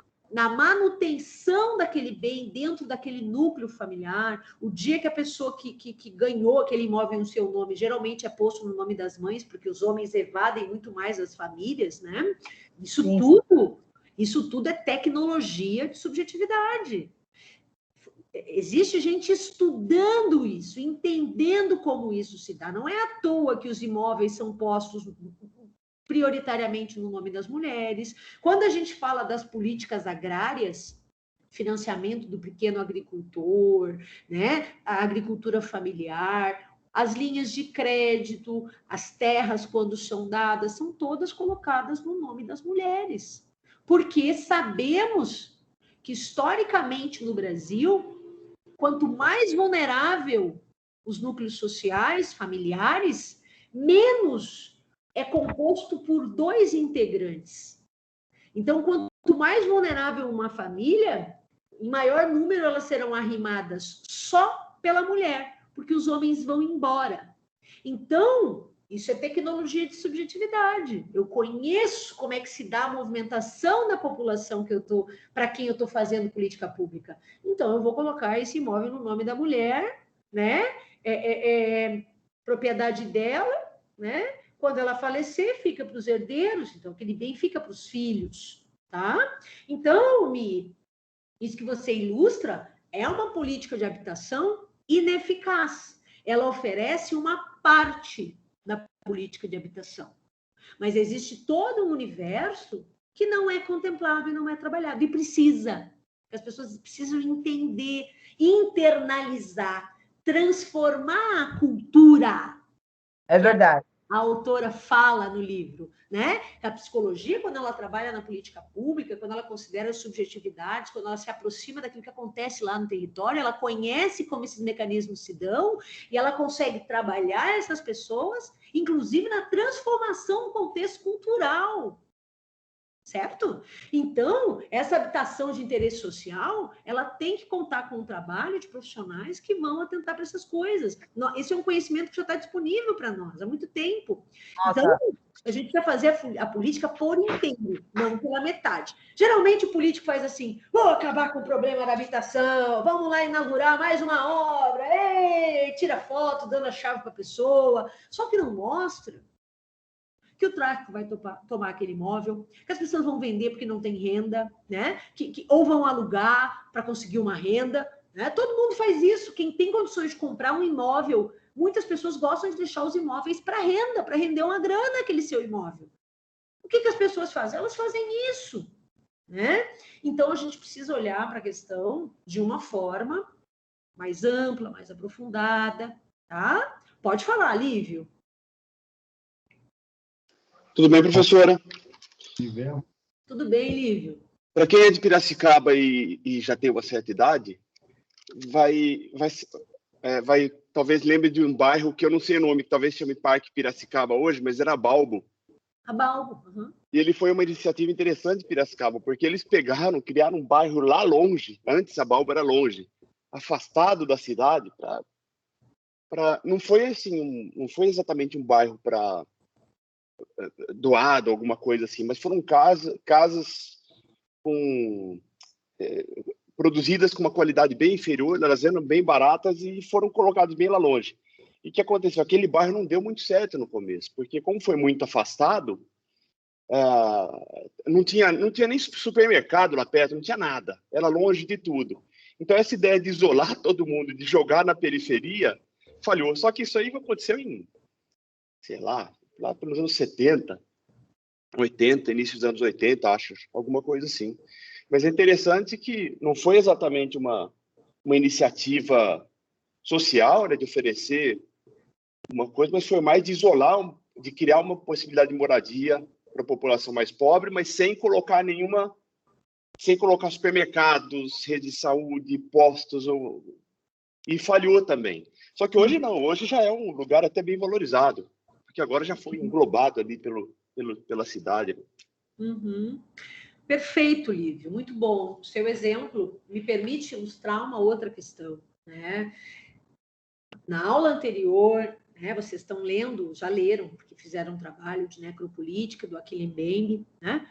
Isso é uma política de foco higienista. Eu quero limpar os centros, os grandes centros, né? Eu quero juntar, vou falar de uma maneira bem escrota, tá? Eu quero juntar a pobrelada toda da cidade e, de preferência, como eu não posso subir um muro, emparedar e deixar lá, eu boto o mais distante possível, né, dos bairros onde a gente tem aí nível socioeconômico mais abastado, isolo as pessoas lá, não dou condições, porque eu acho que é importante, você ressalta, né? Não tinha mercado, não tinha posto de saúde, não tinha estrutura para uma comunidade viver com os mínimos de dignidade, e não deu certo. As pessoas, naquele período, antes do bairro se desenvolver, as pessoas migraram, provavelmente, abandonaram, provavelmente. Quando a cidade cresce, né? E aí vai avançando nos territórios, provavelmente foi quando aquele território desabrochou, porque daí foram sendo levadas de estruturas para lá, né? Ou a cidade foi crescendo naquela direção. Então, isso é muito comum nas políticas habitacionais, né? Ah, mas é onde tem terreno. Não é isso, na verdade. Porque se a gente quisesse não higienizar, nós revitalizaríamos prédios abandonados, né? Nós recondicionaríamos essas unidades, trabalharíamos a população que vai habitar essas unidades, né? Inclusive entendendo que muitas estão na região central e o acesso ao trabalho, à educação, se dá com muito maior facilidade quando a gente parte da região central, né? Mas essa não é a lógica. A lógica da grande maioria das gestões, não só em Piracicaba, mas no Brasil, né? Na nossa lógica política, é apartar, afastar, higienizar, tirar de perto. Da mesma forma, os presídios são construídos sempre em regiões não centrais, os presídios de regime fechado, né? O mais distante possível para que a sociedade não veja, também para que a sociedade não veja aquelas pessoas. Mas, Karina, tem uma questão de segurança. Tem, mas a proporção de motins, de incidentes, de fuga, não justifica que isso seja feito assim. Está na lei de execuções penais. Os presídios de regime fechado devem ser distantes dos centros urbanos, em áreas de difícil acesso, tá? E aí os de regime aberto, ou semiaberto, ou aberto, com certeza, na região central. Bom? Maravilha, meus amores. Vamos adiante, então. Karina? Sim? É o Anderson, boa noite. Boa noite. Uma dúvida que eu tenho, que sempre aconteceu também, acho que algumas pessoas sabem, já ouviu falar, que tem algumas pessoas que ganham essas casas aí, CDHU, Minha Casa Minha Vida, mas já tem um imóvel. Como diminuir isso? É algo que eu queria saber, porque é triste isso. Sim. Ou botou imóvel no nome de outra pessoa, né? Teria de haver um investimento nessas investigações, porque isso são investigações. Existe uma maneira de a gente fazer o acesso ao Bacen, tá? E ver os bens que a pessoa tem, certo? Qual o rendimento, tudo existe. Isso também, no meu entendimento, deve ser contemplado na política habitacional. Né? Mecanismos para que eu verifique se, de fato, aquelas unidades serão destinadas a pessoas que precisam. Né? Então, é um conjunto de ações articuladas. Política pública é isso. É um conjunto de ações, programas e projetos ofertados pelo poder público que vão trazer direitos da população. Então, não adianta só entregar a casa, não adianta eu sair dando, se eu não fizer uma ampla investigação e entender se essas pessoas para as quais serão destinadas as unidades, elas de fato precisam. Tá? Isso faz parte. E tem como fazer. Tem. Nós, por exemplo, quando a defensoria, uma pessoa diz que não está trabalhando, que não tem bens, e isso nos causa grande suspeita, a gente acessa esses bancos de dados e verifica. Não é difícil fazer isso. Mas tem que querer também. Às vezes eu quero de campanha, dei 500 casas para a população lá do bairro onde é meu curral eleitoral, né? Ou tem um amigo do amigo do amigo que conseguiu burlar, né? Aí também tem esses detalhes, tá, Anderson? Eu entendo que isso também diz respeito à gestão da política pública, tá? Pessoal, deixa eu avançar aqui, senão vai dar o horário que a gente vai encerrar e eu não vou conseguir contemplar as coisas que eu preciso contemplar para vocês fazerem o trabalho, tá? Karina, tu citaste lá as conferências, tu citaste o CREPOP e citaste uma coisa que eu nunca tinha ouvido falar, o Banco Social de Serviços. Tá. O Banco Social de Serviços, pessoal, vocês concordam comigo? 2001. O que a gente viu lá em 2001, lá na primeira Conferência Nacional de Psicologia e Políticas Públicas? Precisamos criar um campo de saber, entender o nosso fazer. A gente precisa entender qual é o apito que a gente toca, sendo psicólogo, no campo das políticas públicas. Muito bem, muito bem. Mas para que a gente possa ter vaga de trabalho e a gente possa entrar nas políticas públicas, considerando que o dono da bola, a responsabilidade é do Estado, o Estado precisa saber o que nós, psicólogos, podemos oferecer com a nossa mão de obra no campo das políticas públicas. Então, entre os anos de 2003 e 2005, Conselho Federal de Psicologia, em parceria com os conselhos regionais, os 20 e tantos conselhos regionais, se colocou à disposição do governo federal, inclusive com algumas iniciativas em estados, né, coordenados aí pelos conselhos regionais, onde a gente criou possibilidades de trabalho de forma voluntária, implantamos projetos da psicologia na saúde, na educação, na assistência, na habitação, na segurança pública, no esporte, lazer, cultura. Nós criamos, em âmbito nacional, de 2003 a 2005, uma série de programas e projetos e possibilidades a gente trabalhar voltado para a política pública. E apresentamos para o país, para a União, para os estados e para os municípios, o que fazer era esse, de que forma a gente podia trabalhar.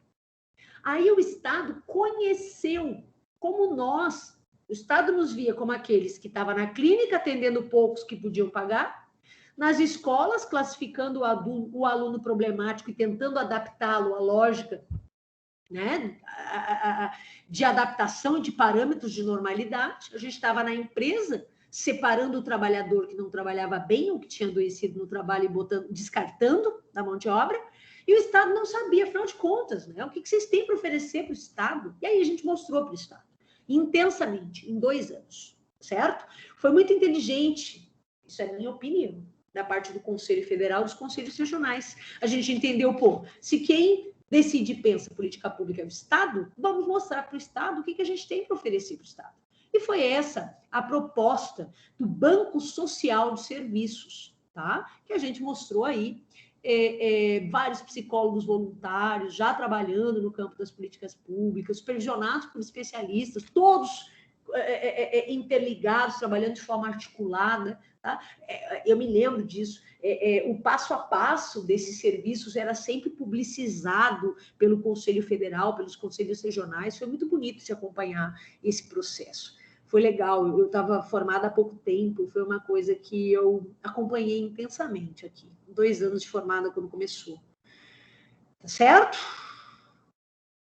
E aí, o que a gente mostrou? Nós precisávamos ter um projeto corporativo, não corporativista. A nossa corporação, os psicólogos, precisavam entender qual era a nossa perspectiva nessa luta de garantia de direitos sociais. A gente queria manter aquela psicologia individualista só para quem podia pagar, ou classificando e entregando todo mundo, ou a gente queria uma psicologia que alcançasse o maior número de pessoas possível. Gente, deixa eu fazer um depoimento. Hoje eu atendi uma mãe e uma avó de uma criança acolhida, de um bebezinho acolhido. Quando eu sentei na frente daquelas pessoas e comecei a atendê-las com um olhar bem... Eu sempre faço esse exercício, sentar na frente das pessoas vulneráveis e não tomar a minha vida como um parâmetro, né? A gente que tem acessos, que tem aí privilégios, a gente não pode tomar a nossa vida como parâmetro. O parâmetro tem que ser o melhor daquela pessoa dentro da vida dela, né? O melhor dela por ela, né? E ficou tão evidente para mim, eu não sei se é porque eu tenho estudado intensamente esse texto, né? E aí a gente reaviva coisas que no dia a dia, no batidão do trabalho, a gente vai vivendo e não vai parando para pensar. Mas como eu tinha lido mais uma vez esse texto fazia 2 dias, aquela mãe, 18 anos, seu primeiro filho, já foi para o acolhimento direto do hospital, sabe? Comecei a olhar, ela foi contando a realidade do bairro que ela vive, do movimento do tráfico ali no entorno, daquele contexto, né? Do próprio uso não problemático de maconha, né? E do quanto isso estava ali no cotidiano que ela estava inserida, né? E do quanto aquela mãe, aquela jovem mãe, queria acessar serviços, programas e projetos, né? Ela estava em franco sofrimento. Né? Perder aquele bebê, mesmo que temporariamente, até que a família se reorganize, acesse políticas públicas, para que possa existir um elemento que dava ensejo ao acolhimento da criança. Eu não vou publicizar, mas vou dizer que havia, tá? Mas muitas vezes o elemento é a pobreza. Pobreza, roupa velha, higiene precária. coisas que a pessoa não tem como lidar, ou tem muita dificuldade de lidar, justamente pela vulnerabilidade. Ou ela come, ou ela compra um sabonete para tomar banho. Sabonete, sabão. Tá? Isso é realidade, sobretudo nesse momento que a nossa sociedade está vivendo. A nossa sociedade voltou a alcançar patamares altíssimos de extrema miséria e pobreza. Né? Então, quando uma pessoa que vive essa vida senta na frente da gente, e a gente está trabalhando, num órgão de justiça, que promove acesso a políticas públicas, porque o direito também se dá através desse acesso, justiça não é só processo, justiça é acessar aquilo que a gente tem direito para viver com dignidade. Né? A gente nunca pode esquecer esse olhar. Mesmo que a gente viva uma outra realidade, mesmo que a gente tenha vindo de uma realidade muito precária, e você sabe que eu vim, mas eu estou muito distante disso hoje. A gente não precisa ter vivido uma realidade precária para a gente entender isso. A gente tem que entender.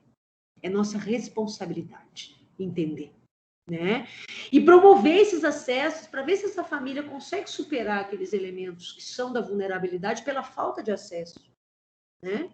Então, eu vou trabalhá-las, eu vou acompanhá-las por um tempo em face do acesso das políticas públicas, para então ver se eu posso produzir um parecer que fale das potencialidades dessa jovem mãe para ter a guarda do seu bebê de 6 meses. Tá? Então, vocês podem estar trabalhando num CRAS, na unidade de acolhimento, lá no posto do bairro onde essa mãe vai fazer seus exames, fez o pré-natal, acompanhou a gestação. Vocês podem estar trabalhando em qualquer lugar na interface com essa família. Tá? E aí a gente nunca pode esquecer. Né? Pô, essa mãe usava droga, tomaram a criança dela. Digamos que tivesse sido isso. Né? Não, eu não posso ter esse olhar. Não, essa mãe se prostituía. Não, essa mãe não fez pré-natal. Eu preciso entender o que está envolvido nesse. Isso é aquilo que a gente chamou, né? Aqui, ó. Legitimidade subjetiva. Quem era aquela pessoa na minha frente? Que lugar ela vive? Como é esse contexto? Como foi a vida dela até aquele momento? Tá? Tudo isso eu preciso entender. O que ela precisa ter acesso para que ela consiga cuidar da criança dela, proteger a criança dela, zelar. Está na lógica da proteção integral da criança, da prioridade absoluta das crianças. Eu preciso dar subsídios para essa família poder cumprir essa função. Não entender que o bom é pegar criança pobre e mandar para adoção internacional. Não. A nossa síndrome de vira-lata. Né? Se tirar do Brasil, meu Deus, é o melhor dos sonhos. Que isso? Que isso? As famílias pobres têm direito a ter seus filhos, criar suas crianças com dignidade, com proteção. Não é tirar as crianças. Né? Pobreza não é motivo para se perder guarda de filho. Só que, às vezes, até nós, dependendo do lugar que a gente está, a gente esquece. Tá certo? Vamos adiante? Então, temos aí uma gradativa ampliação da gente nas políticas públicas, né? É importante a gente entender que política pública tem que ser uma política de Estado, né? Não uma política de governo. Karina, sempre ouço falar isso, nunca entendi. O Estado não é o presidente que está lá. O Estado é o cargo, presidência. Ele vai ser ocupado por vermelho, azul, amarelo, verde, rosa, roxo. Esse é o governo que vai estar lá. Mas o Estado, ele não vai se destruir quando sair o presidente que está. Espera-se, né? Ele não vai deixar de existir. Ele vai continuar lá. A gente vai eleger outro chefe de governo que vai ocupar aquele lugar. Mas o Estado vai estar lá. Então, quando a gente diz que as políticas públicas têm que ser políticas de Estado, é que independente de quem entra e quem sai, o SUS tem que se manter, o Sistema Único de Assistência Social, o SUAS, tem que se manter, né?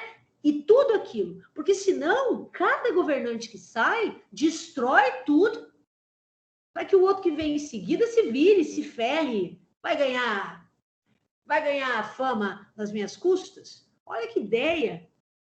Eu já vi muito prefeito sair de prefeitura e levar até os computadores para aquele que era da oposição que assumiu o seu lugar, não ter nem por onde começar. Esse político, ele tem consciência da responsabilidade social dele? Não. Então, por isso que a gente diz que o Sistema Único de Saúde, o SUS é nosso. Essa frase quer dizer, o SUS é do Estado brasileiro, que protege e zela pelos cidadãos brasileiros. Então, pode entrar qualquer partido, o SUS tem de se manter. O SUAS também. Então, as políticas públicas, elas devem ser políticas de Estado. Não, esse governo aqui é de esquerda, ele traz isso. Aí ele sai e derruba tudo. Aí vem um de direita, constrói isso. Quando ele sai, ele derruba tudo, que vem um de esquerda. Não pode. Isso é maltrato, isso é violência com o cidadão. Isso é uma péssima administração pública. Altamente autocentrada, egoística, antidemocrática, anticidadã. Tá? Quem faz isso, não importa a cor da sigla, né? Não está pensando na população. Certo? Bom, e aí, lá pelas tantas, vocês já perceberam que a gente vai mudando os paradigmas no nosso fazer. Karina, paradigmas é um conjunto de conceitos, ideias, princípios que a gente tem. Os princípios vão mudando. Então, a gente sai daquela psicologia individualista, adaptativa, classificatória, segregativa, e parte para uma psicologia inclusiva, atenta às subjetividades, né? Conseguindo olhar para os grupos de pessoas, fortalecer esses grupos, potencializar os territórios, principalmente os vulneráveis. Então, a gente começa a ter uma outra psicologia, que entra em espaços que não entrava, porque ela era elitista. Eu já falei para vocês meu sonho da Mega Sena, não contem para ninguém. Meu sonho é abrir uma baita de uma clínica comunitária de psicologia. Botar aí uns 4 colegas psi para supervisionar um monte de estudante e fazer amplo atendimento de psicologia comunitária em várias frentes. Criança, adolescente, idoso, mulher, sabe? Tudo. Avaliação neuropsicológica, avaliação vocacional, né? Para a formação, ingresso no mercado de trabalho, tudo. É o meu sonho. Ter uma baita instituição onde a gente oferecesse psicologia amplamente, né? Com muita supervisão, muito pensar e refletir do nosso fazer, né? Torçam para eu ganhar na Mega Sena. Imagino, quem joga deve torcer para ganhar, né? Mas pensei assim, se eu não ganhar, que a professora ganhe, né? Quem sabe a gente contrato vocês depois, né? O que vocês acham? Tá? Mas esse é meu sonho. Porque quando a gente senta e atende assim, perante pessoas absolutamente vulneráveis, a gente percebe que o nosso trabalho ele tem uma potência tão grande de resiliência, de transformação, que ele deveria ser ofertado a todos que precisassem, não só a quem pode pagar, sabe? Porque faz tanta diferença na vida das pessoas e eu posso atestar isso a vocês.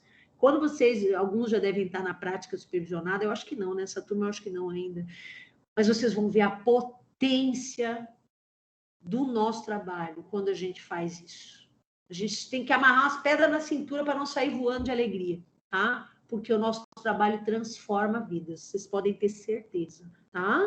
Nunca esqueçam disso, porque os momentos difíceis vão chegar, mas nunca esqueçam disso. Na dúvida, voltem lá no canal da professora, escuta de novo a aula em 1h53, tá? Tá bom? Então, esses paradigmas vão mudando, a gente vai começando a se perguntar assim, na saúde, essa pessoa está doente? Tá, eu estou olhando para a doença. Mas por que ela adoeceu? Será que ela tem um contexto familiar, social, de alimentação inadequada? Será que ela está privada de alimentos? Será que ela tem dificuldades absortivas? Eu começo a olhar não só para a doença, mas para a pessoa. O que deu ensejo aquilo? Como é que está o meio? É uma pessoa que vive num ambiente com saneamento precário, e é por isso que é a segunda vez que ela vem procurar a unidade básica de saúde com cólera? Será que não tem um problema sanitário do bairro? Né? Então, na saúde, a gente começa a olhar quais as condições de vida dessa pessoa, quando a gente vai com as unidades para o território, a noção de territorialidade do SUS, né? a gente aproxima disso. Então, a gente sabe que lá na comunidade tal, a habitação é precária, a gente não tem saneamento como deveria, né? A água é suja, o esgoto passa na porta, as crianças brincam nas valas de esgoto, né? Gerando doenças, né? Parasitas, que acabam absorvendo parte da alimentação da criança, a criança acaba ficando subnutrida, baixa imunidade, adoece, tudo isso. A gente começa a olhar não só para a cólera do indivíduo, mas amplia, certo? É uma visão integral do sujeito. Tem uma tecnologia da subjetividade aí, ok? Na educação, a gente começa a ter a ideia de que, enquanto psicólogos, nós precisamos democratizar o acesso à educação. A educação não pode ser para poucos, como disse o ministro da Educação, a universidade, né? Deveria ser para poucos. A universidade tem que ser para quem deseja a universidade. Né? Tem que ser para todos que desejam acessá-la. E esse amplo acesso tem de ser promovido pelo Estado. Se eu não tenho universidades públicas o suficiente, que eu crie linhas de crédito e acesso para a população vulnerável. Outras alternativas, não nos faltam estudiosos para pensar alternativas para a educação, e eu sempre volto nesse ponto com vocês, tá? Também no âmbito da segurança pública, nós, enquanto psicólogos, vocês sabem que a professora é especialista em segurança pública, o que a gente percebe? A segurança pública começa a ser olhada pelos psicólogos e a gente enxerga cruamente que é na função da segurança, nas polícias, todas elas, que se manifesta um dos poderes do Estado, que é o poder de polícia, que é agir com o uso da força se necessário. O Estado tem essa prerrogativa. Se necessário for, para manter a ordem pública, o uso moderado da força pode ser utilizado. Moderado. Não há extermínio da população pobre, especialmente se ela for preta, tá? Então, a gente percebe um Estado autoritário que sobe a favela matando, mata 20 e poucas pessoas, depois vai ver quem matou e diz, não, mas era bandido, como se bandido você tivesse que matar. Se ele cometeu o crime, contém ele e leva para julgamento, devido ao processo legal, cometeu o delito, encarceramento. Não é a melhor solução? Não é, mas matar também não. Concorda? Ok? E um Estado que, então, entende aí que a polícia tem uma função também comunitária, né? Uma polícia que enxerga que os fenômenos de violência e marginalidade eles estão relacionados a vários fatores. Se eu não tenho estudo, se eu não tenho acesso ao trabalho, como é que eu vou prover o sustento da minha família? Bom, por vezes, querer uma carreira no tráfico pode ser um grande objetivo para um jovem que não tem perspectiva. Se ele só enxerga sucesso nessa via, e só essa via de possibilidade, não se apresenta mais nada para ele, ou quase nada, e o Estado, quando sobe, só sobe com os cavalos corredores, que ainda estão na banca, que sobem atirando. Você sabe que essa expressão nasce no estado do Rio de Janeiro, por causa de um grupo muito específico da polícia carioca, chamado os cavalos corredores, que subiam justamente no movimento intimidatório, batendo os pés no movimento de uma marcha de galope, justamente para ter o elemento de pressão, de dominação por aquela conduta, tá? Caveirão, que são esses representantes do poder do Estado, de um Estado que mata, tá? Alguns, certo? Na política criminal, a gente começa a ter crítica, e aí a gente percebe que os presídios dizem assim, a pessoa cometer delito, ela vai sofrer o devido processo legal, com direito a se defender amplamente, vai ser julgada, condenada e vem para o presídio para ser ressocializada. Mentira. Está na lei de execuções penais, sim, está tudo lá. Educação, trabalho, formação para o trabalho, grupos, está tudo previsto na lei linda, que é a lei de execuções penais. Mas as condições dos presídios são precárias. Para quem está encarcerado e para quem trabalha também lá. Então, está todo mundo numa canoa furada, feita para uma coisa que nunca vai acontecer. Então, a política criminal brasileira é uma falácia assim. Então, por que a gente pede mais presídio? Porque a gente não sabe o que está falando. A gente não sabe que o foco não é esse. que o foco é a base. Como alguém citou, na Segunda Guerra Mundial, e como a Europa, de uma forma geral, inclusive com incentivo de outros países que tinham interesse no continente europeu, conseguiu se reerguer, potencializando o estado de bem-estar, o investimento na sua população para se reorganizar, sobretudo no pós-guerra, primeira e segunda, tá? A gente precisa entender que o crime, ele não é um fenômeno isolado em si mesmo, que tem a ver com a maldade intrínseca do indivíduo. Alguns crimes, sim. Alguns, sim. Mas, em sua grande maioria, quando a gente pega para avaliar, e eu fiz isso quando eu trabalhava em presídio, fiz uma pesquisa de quais eram os artigos do Código Penal que mais se via dentro do presídio. Era artigo 12 da Lei Especial, tráfico de drogas, disparado, uma porcentagem mais do que 50%, e logo em seguida, assalto, furto, né, com violência ou sem violência, que eram os crimes de pegar a coisa do outro. Bom, tráfico, meio de subsistência, né, é uma estrutura organizada, hierarquizada, né, é uma empresa ilegal, mas que rola bilhões e bilhões e bilhões de dólares e euros e reais para financiar, e geralmente os financiadores nunca são encontrados, porque se escondem atrás da fachada de grandes empresários, de políticos. Tá? Muito do crime é financiado, na verdade, financia líderes políticos. Tá? Não só o tráfico, as milícias também. As milícias são um movimento de crime organizado, formado, basicamente, gente, eu não estou tirando isso da minha cabeça, isso eu estudei muito tempo as milícias. São um movimento de crime organizado, que nem tráfico, crime organizado, que tem algumas características. Intrínseca relação com o poder público, tem que ter político envolvido para haver crime organizado, que consegue deslanchar e se desenvolver, porque eu preciso da conivência do agente público para ou fechar os olhos ou defender os interesses daqueles grupos. Certo? Um dos conceitos de crime organizado é que ele tem intrínseca relação com o poder público. O poder público precisa estar envolvido. Essas pessoas que a gente vota é que estão envolvidas. Então, a gente tem um discurso de moralidade e a gente tem uma prática de criminalidade. Por isso que a gente, enquanto cidadão, precisa ter muita crítica para todas as cores dos partidos. Só para ser clara. Isso não é uma prerrogativa, não tem um que não roube, ou que seja incompatível, ou que... Não, né? Isso pode acontecer com qualquer legenda, tá? Maravilha? E aí eu quero pensar com vocês aqui essa dicotomia indivíduo versus sociedade. O que a gente se dá conta, de uma vez por todas, de 2000 para cá? Bom, que os aspectos da subjetividade da pessoa interferem no meio social. Certo?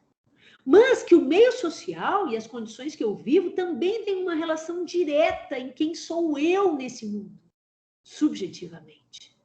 É aquilo que a professora fala lá no início da aula. O indivíduo interfere no social e o social no indivíduo. Então, é por isso que a gente precisa pensar em tecnologia da subjetividade. Certo?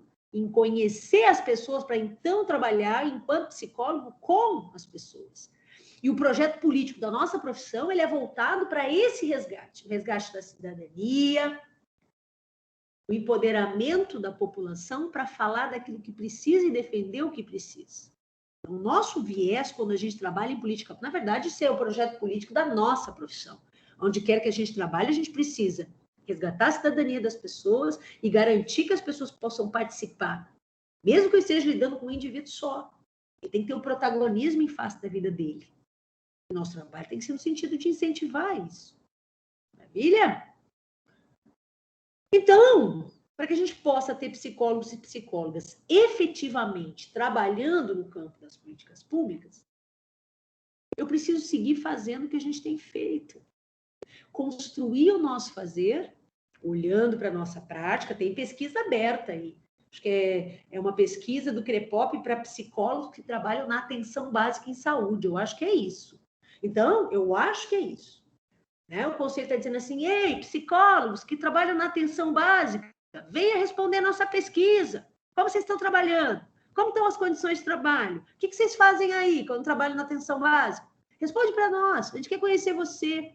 E depois a gente vai produzir uma referência técnica falando de como a gente trabalha na atenção básica em saúde, para que todos os psicólogos que estão estudando psicologia, né, ou os psicólogos já graduados, possam saber como é que se trabalha nesse campo. Olha que legal, isso é construção coletiva, tá? Da categoria nos processos. Participação popular, de novo, a gente precisa conhecer as pessoas, incitá-las a falarem das suas necessidades, na hora de criar uma lei, na hora de implantar, na hora de que ela vai começar a acontecer e na hora da gente melhorar, porque a gente sempre vai ter que fazer alguns ajustes. Tem um pouquinho de oferta de políticas públicas para a gente voltar e olhar, isso aqui não está funcionando, isso precisa ser assim, e aí a gente vai implementando, melhorando, refinando, para ela atingir mais os seus objetivos. A gente tem que estar, enquanto categoria organizada, participando dos conselhos, das assembleias, tá? Da mesma forma que os nossos colegas participaram das assembleias para a construção da Constituição de 88. A gente tem que ser ativo, crítico, olhar não com os olhos do senso comum, olhar com olhos críticos que vão além, que destrincham a realidade que se apresenta na nossa frente. Para trabalhar em políticas públicas, não esqueçam isso que eu vou dizer. É imprescindível que nós saibamos articular o nosso fazer com o de outros profissionais. Não existe psicólogo que trabalhe sozinho em política pública. Mesmo que eu esteja trabalhando num CAPS, no meu consultório, atendendo um indivíduo, o projeto da política pública é construído a várias mãos, com várias profissões. Então, eu atendo individualmente enquanto psicóloga clínica no CAPS, encaminho aquela pessoa que está comigo aqui, daqui a pouquinho ela vai participar da oficina de arte-terapia com a terapeuta ocupacional. Ok. Depois, essa pessoa vai passar em consulta pela psiquiatra, para acompanhar como é que está sendo a administração do medicamento, se está tudo bem, se precisa ajustar. E aí a gente vai lá na sala do colega psiquiatra e fala como é que a gente percebeu a psicodinâmica da pessoa no nosso atendimento. E assim a gente vai trabalhando junto, porque o sujeito ele é integral. Ele não vai dizer, toma aqui a minha cabeça para o psiquiatra, o meu peito para o psicólogo e as minhas pernas para o TO. Não, ele é integral, ele é inteiro. Ele não vai se dividir por disciplina, ele nem enxerga as disciplinas necessariamente, ele enxerga que ele quer saúde mental, que ele quer viver melhor, tá? Intersetorialidade e atuação em rede. Lembre da política de população de rua e da política para criança e adolescente. Intersetores. O sujeito de direito é um, e várias políticas precisam pensar e trabalhar articuladas para atender as necessidades daquele fenômeno que eu estou analisando. Então, eu tenho que trabalhar com outros setores e construir redes de contato, de encaminhamento, de troca de informações com os nossos colegas. Vocês vão ter de ligar para outras unidades de outras políticas públicas, fazer reuniões, se trabalharem em políticas públicas. Sempre. Reunião de rede vai ser uma das expressões que vocês mais vão ouvir. Então, tem que saber trabalhar com outras profissões e com outros órgãos. Tá? A gente também entende que, para que a gente possa participar, a gente tem que seguir criticando os currículos, é como eu falei para vocês, poucas são as universidades que têm políticas públicas enquanto uma matéria mesmo, disciplina, tá? Cada vez mais temos isso, claro, né? Aqui para vocês o CREPOP, né? Que é o Centro de Referência Técnica em Psicologia e Políticas Públicas, onde são publicadas aquelas normativas, feitas em conjunto aquelas pesquisas, divulgados os marcos legais, as leis que compõem as políticas públicas, depois eles fazem as produções técnicas para que a gente possa entender como é que a gente trabalha no campo daquela política, né? O CREPOP também identifica práticas inovadoras nos campos das políticas públicas, divulga para todo mundo, publiciza isso. Gente, lá em tal estado, na cidade tal, tem um projeto de a psicologia trabalhando na atenção básica em saúde, que super funciona bem, olha só essa prática, aí os colegas escrevem, participam, promovem, submetem seus trabalhos à apreciação para que possa sair nas revistas. É muito legal participar, tá? E aí a gente vai produzindo, né? O CREPOP vai produzindo esses documentos técnicos que vão dando referência para a gente, como a gente trabalha. Vocês vão ver, eu já preparei para vocês a aula, as 2 aulas que vocês vão ter sobre a política de assistência social, que é a minha praia principal, meu chão, né? Amo falar sobre essa matéria, e eu vou ver se eu consigo dar essas 2 aulas no auditório, para todo mundo. Auditório, porque daí vocês se espalham bem no auditório, e eu vou tentar, tá? Essas aulas, pelo menos a que fala das unidades, eu quero dar presencialmente. Tá? Com microfone, no auditório para nós, um aulão gigante, todo mundo esparramado pelo auditório. Porque essa aula eu gosto de dar ao vivo, tá bom? Aqui alguns desafios para nós, né? Agora pensando para frente, né?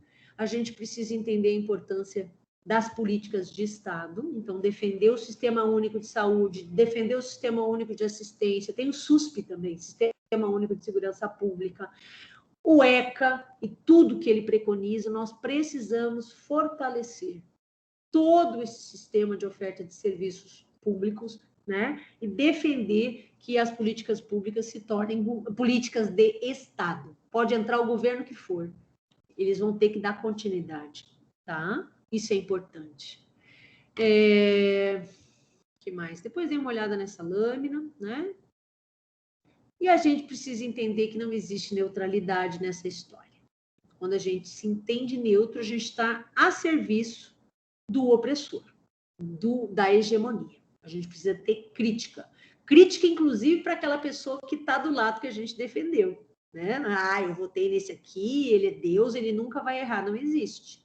Sempre há como a gente levar informação, refinar a política pública, implementar, oferecer mais, né?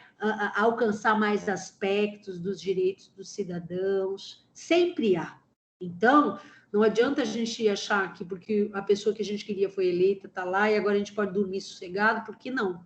Controle social, acompanhamento das ações dos chefes dos poderes, isso o tempo todo, tá certo? E tá bom, Karina, a psicologia trabalha com o que mesmo dentro das políticas públicas? A subjetividade do indivíduo.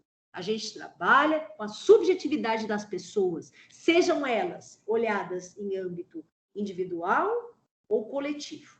A gente sempre vai olhar para quem ela é, que história ela tem, que meio social ela está inserida. Isso vai trazer toda a diferença. Qual é o lugar de fala dela? Quais são as intersecções que ela sofre? Ela é uma mulher branca? Ela é uma mulher preta? Ela é uma mulher pobre? Aquilo que eu falei para vocês. É uma mulher branca no Brasil? É uma mulher preta em Angola? Quem? Certo? Então, a gente sempre precisa olhar as características, o lugar na história, o lugar na sociedade, como essa subjetividade, isso que é individual, se dá com essas questões da coletividade. Certo? Maravilha? Espero que tenham lido o texto, tá? Ele é bastante cobrado na nossa prova. Semana que vem a nossa aula será sobre necropolítica. Eu vou dar a aula sobre necropolítica, mas entendendo que eu vou querer a participação de vocês, que fizeram o trabalho. Então, eu vou querer que vocês vão trazendo os conceitos do livro, do Achille Mbembe, e quem vai trazer os elementos da aula são vocês, tá? Eu ainda estou em dúvida se eu vou construir um PowerPoint com os principais tópicos, porque eu acho que não. Eu acho que eu vou querer uma turma dialogando, participando, falando, considerando que fizeram um trabalho sobre ele. Então, o melhor elemento para estudar o tema é o próprio trabalho que vocês fizeram. Então, provavelmente, eu não farei PowerPoint dessa aula. Eu já aviso com antecedência, embora eu tenha um PowerPoint dessa aula. Eu tenho 2, na verdade, dessa disciplina e da psicologia jurídica, que eu já dei.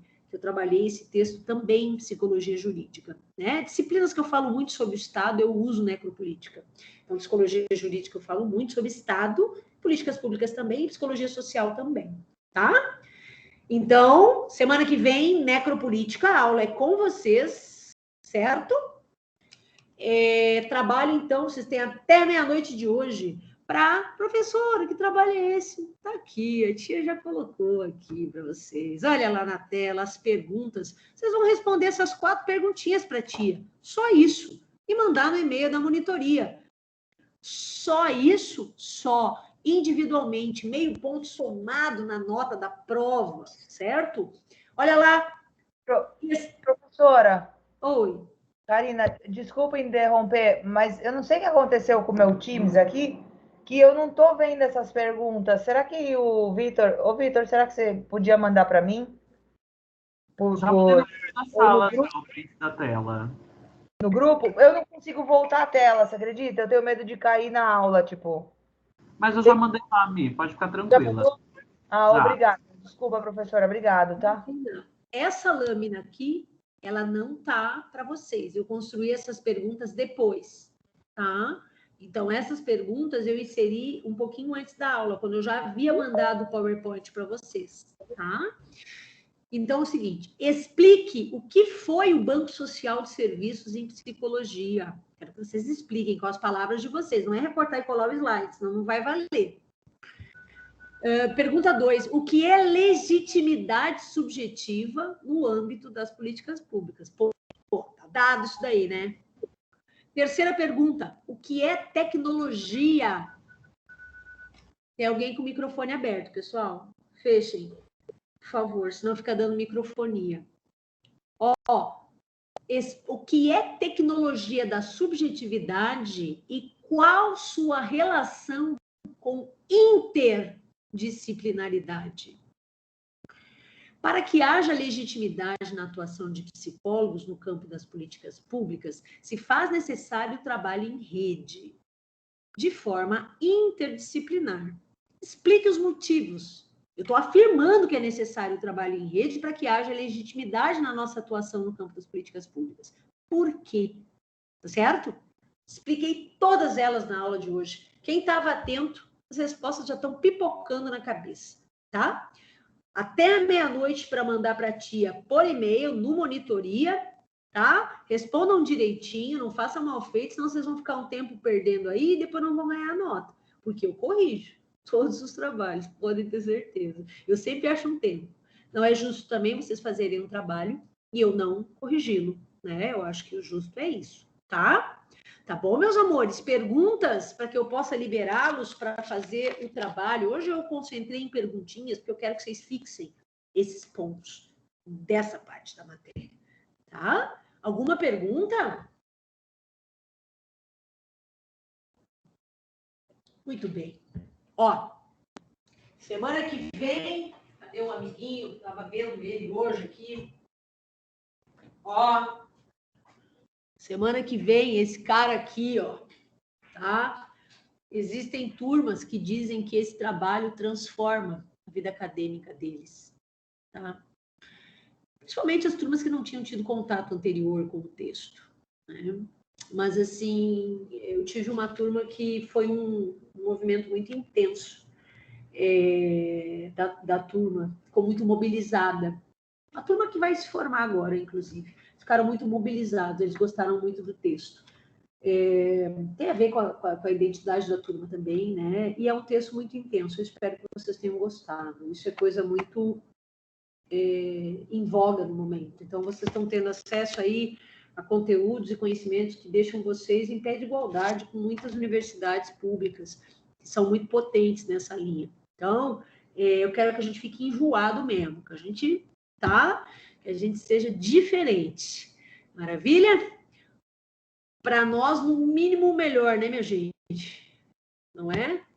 Tá certo? Ó, um beijo para vocês, bom trabalho, respondam as perguntas, mandem para a tia, temos até a meia-noite de hoje, tá certo? Semana que vem estaremos acompanhados do Achille Mbembe, esse autor camaronês magnífico, tá certo? Beijo, pessoal, tchau, tchau, boa noite. Boa noite, Karina.